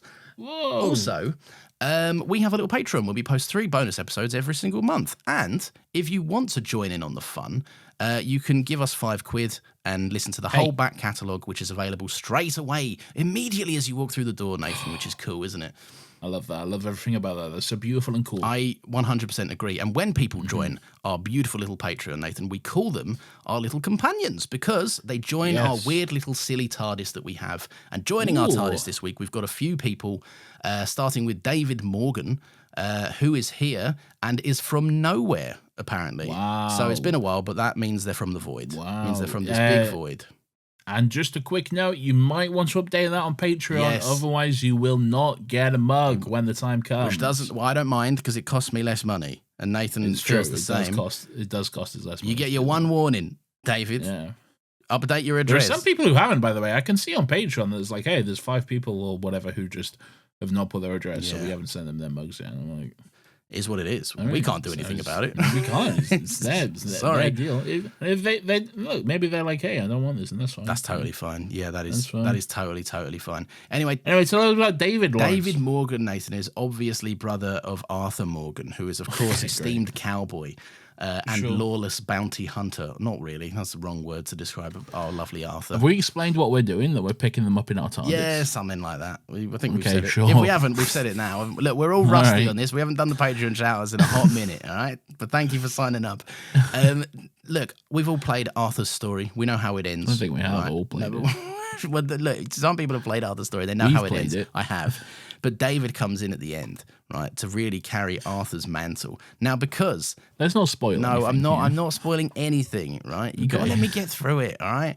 Jesus. But because, Nathan, we can go and land the TARDIS back in 1899, we can go pick up David Morgan. And It's it's 1899. 1899 in here, and we can take David Morgan all across the solar system in our wonderful little TARDIS, showing this rootin' tootin' cowboy a real good time, which is very lovely. So, welcome, David. Sure. All right. Nathan, who else is joining us? All right, well, also today, Lawrence, joining us in our TARDIS is Bailey. Whoa. Bailey Bullinger, or Bullinger. I'm not 100% sure how to pronounce it. She'll tell me in time, okay? Yeah. And that's absolutely fine. Now, Bailey hails from Colorado in the United States of America. And Katie was actually on vacation, as the Yanks call it, visiting the lovely Welsh city of Cardiff. Oh, my Lord. You may be familiar with Cardiff from Torchwood. I've Lawrence. seen Torchwood, and it did It's ring where a the bell. main show is set. Yeah. Bailey was like, hey, I'm in Cardiff. I want to see some fun nightlife. And then she was immediately attacked by weevils. Okay. Oh, no, not the Which will weevils. unfortunately happen to you in Cardiff. Yeah, Okay. home of the But weeds. luckily, me and Torchwood came up and were like, hey, we've got a knife with 3 knives. And then we ignored those knives and shot all the weevils in the head. Okay. Oh, yeah. And then Torchwood fucked off, and then I said, by the way, Bailey, Yeah. I have a gun. And you know what I happens haven't now? missed this. Get in the TARDIS. Okay. Fuck's sake. And obviously I kidnapped Bailey, course. and now she's coming along on our adventures in time and space and having a great time. That is awesome, and that is so cool. And I do think, yeah, it's kind of like American towns always have their thing, don't they? And Cardiff is going to be home of the weevils, I think. Yes. Yeah, we're going to go with that. Home of the Weevils. Oh, Bailey is in the chat and said, yo, don't dox my tiny little town. I apologize. I can bleep that out of the episode if you want me to. I can't believe it. I cannot believe it. Tell him to bleep it. What a bad man. If you want me to bleep it, let me know and I will bleep it out of the episode. He's a bad man, doxing people. You can also pay £5 to get doxed by Nathan if you like. I'll dox you. Let me know. Let's dox Sam. Sam joins us. No, Sam's also we from can't the Void. dox Sam. Yeah. Sam's from nowhere. Sam, this is your one warning, your one-time warning. Get yourself signed up with address, please. Sam is so undoxable. They haven't even put a second name on Patreon. Well, I do have a clue. Yes, I also have a clue, but let's not read that. No, we're not going to read that because that's just on their email. That's confidential, right? Okay. That's confidential. But what I will say, right, is that look, sometimes you've got to take the edge off, haven't you? And Sam gets it. Sam knows what this is about. Sam lives this life, right? Yeah. Sometimes you got to take the edge off. Sometimes you might need to go to a specific space to get that edge that you need, right? You're saying edge. I am saying edge, but I don't mean it in a gross way. Okay. Sam, you understand. You get it. Look, only Sam will get this, but sometimes we all go to the Only same... Sam's. Sometimes we all go to the same place, right, to take that edge off. Cardiff? And this time... No, Nathan. This is a specific place that you'll know if you look at the thing. Nowhere? No, right. I'm just going to get through this. Sam... What are you saying? We've picked Sam up at this space where we all go to take the edge off, right? And we're Nathan, look at you. Stop giving me quizzical looks. Look at the fucking email. Oh, okay. Yeah, I get you. God for that. I get you. That's like, all right, but first of all, you're doing a joke for me only, okay? I have to be super vague because I have to be because Sam has not willed it, Nathan. All right. And also, Sam might even know what that is. Maybe not, but a bit of Googling will get you there, won't it? Look, what else and also, do I have? To crack this mysterious code you're doing as well. I have. Fucking Zodiac killer himself, Lawrence Heisey, doing a Patreon shout-out, all right? Nathan. We're going to send our Patreons a fucking cheat sheet and a fucking enigma breaker to figure this out. You had two names, right? You had two names, a username, a town, a state, a country, right? I have 3 fucking letters. What do you want me to do with them? I want you to try, okay? I want you to try. Sam, we've all gone to the place where we all go sometimes when we need to take that edge off, right? If you don't know what that means, you can Google it. We were there too. I don't think that'll help you. We accidentally all swapped keys, but not in that way. And then we were all so just... We'd had the edge taken off too much, Nathan, you might have said, right? And we were all wandering in. We were all trying to find the right door we need to go into. Sam wanders into our little TARDIS, right? And we go, oh, well, we better take off. And off we go. Okay. So now we're there. And we're imbued with the power of herbal greenery, and off we go to time and space together. Right. We've taken the edge off with Sam. Okay. I'm gonna remove that bit where I say just because I feel like that gives it away. It gives it away a bit too much. Yeah. So anyway, if you want to hear that, but your name. And why wouldn't you? Why wouldn't you? After that fucking stellar advertisement right there. Hey, look, if you want that indiscernible mess for you. Look, it's mostly the actual things we post there that your people will sign up for. Go and do that. Go and have fun, or don't. It's no skin off our backs, I think, as the expression goes. That is it from us, Nathan. Do you have any parting words for the beautiful folks that are listening to this? Fuck bitches, get money. Good night.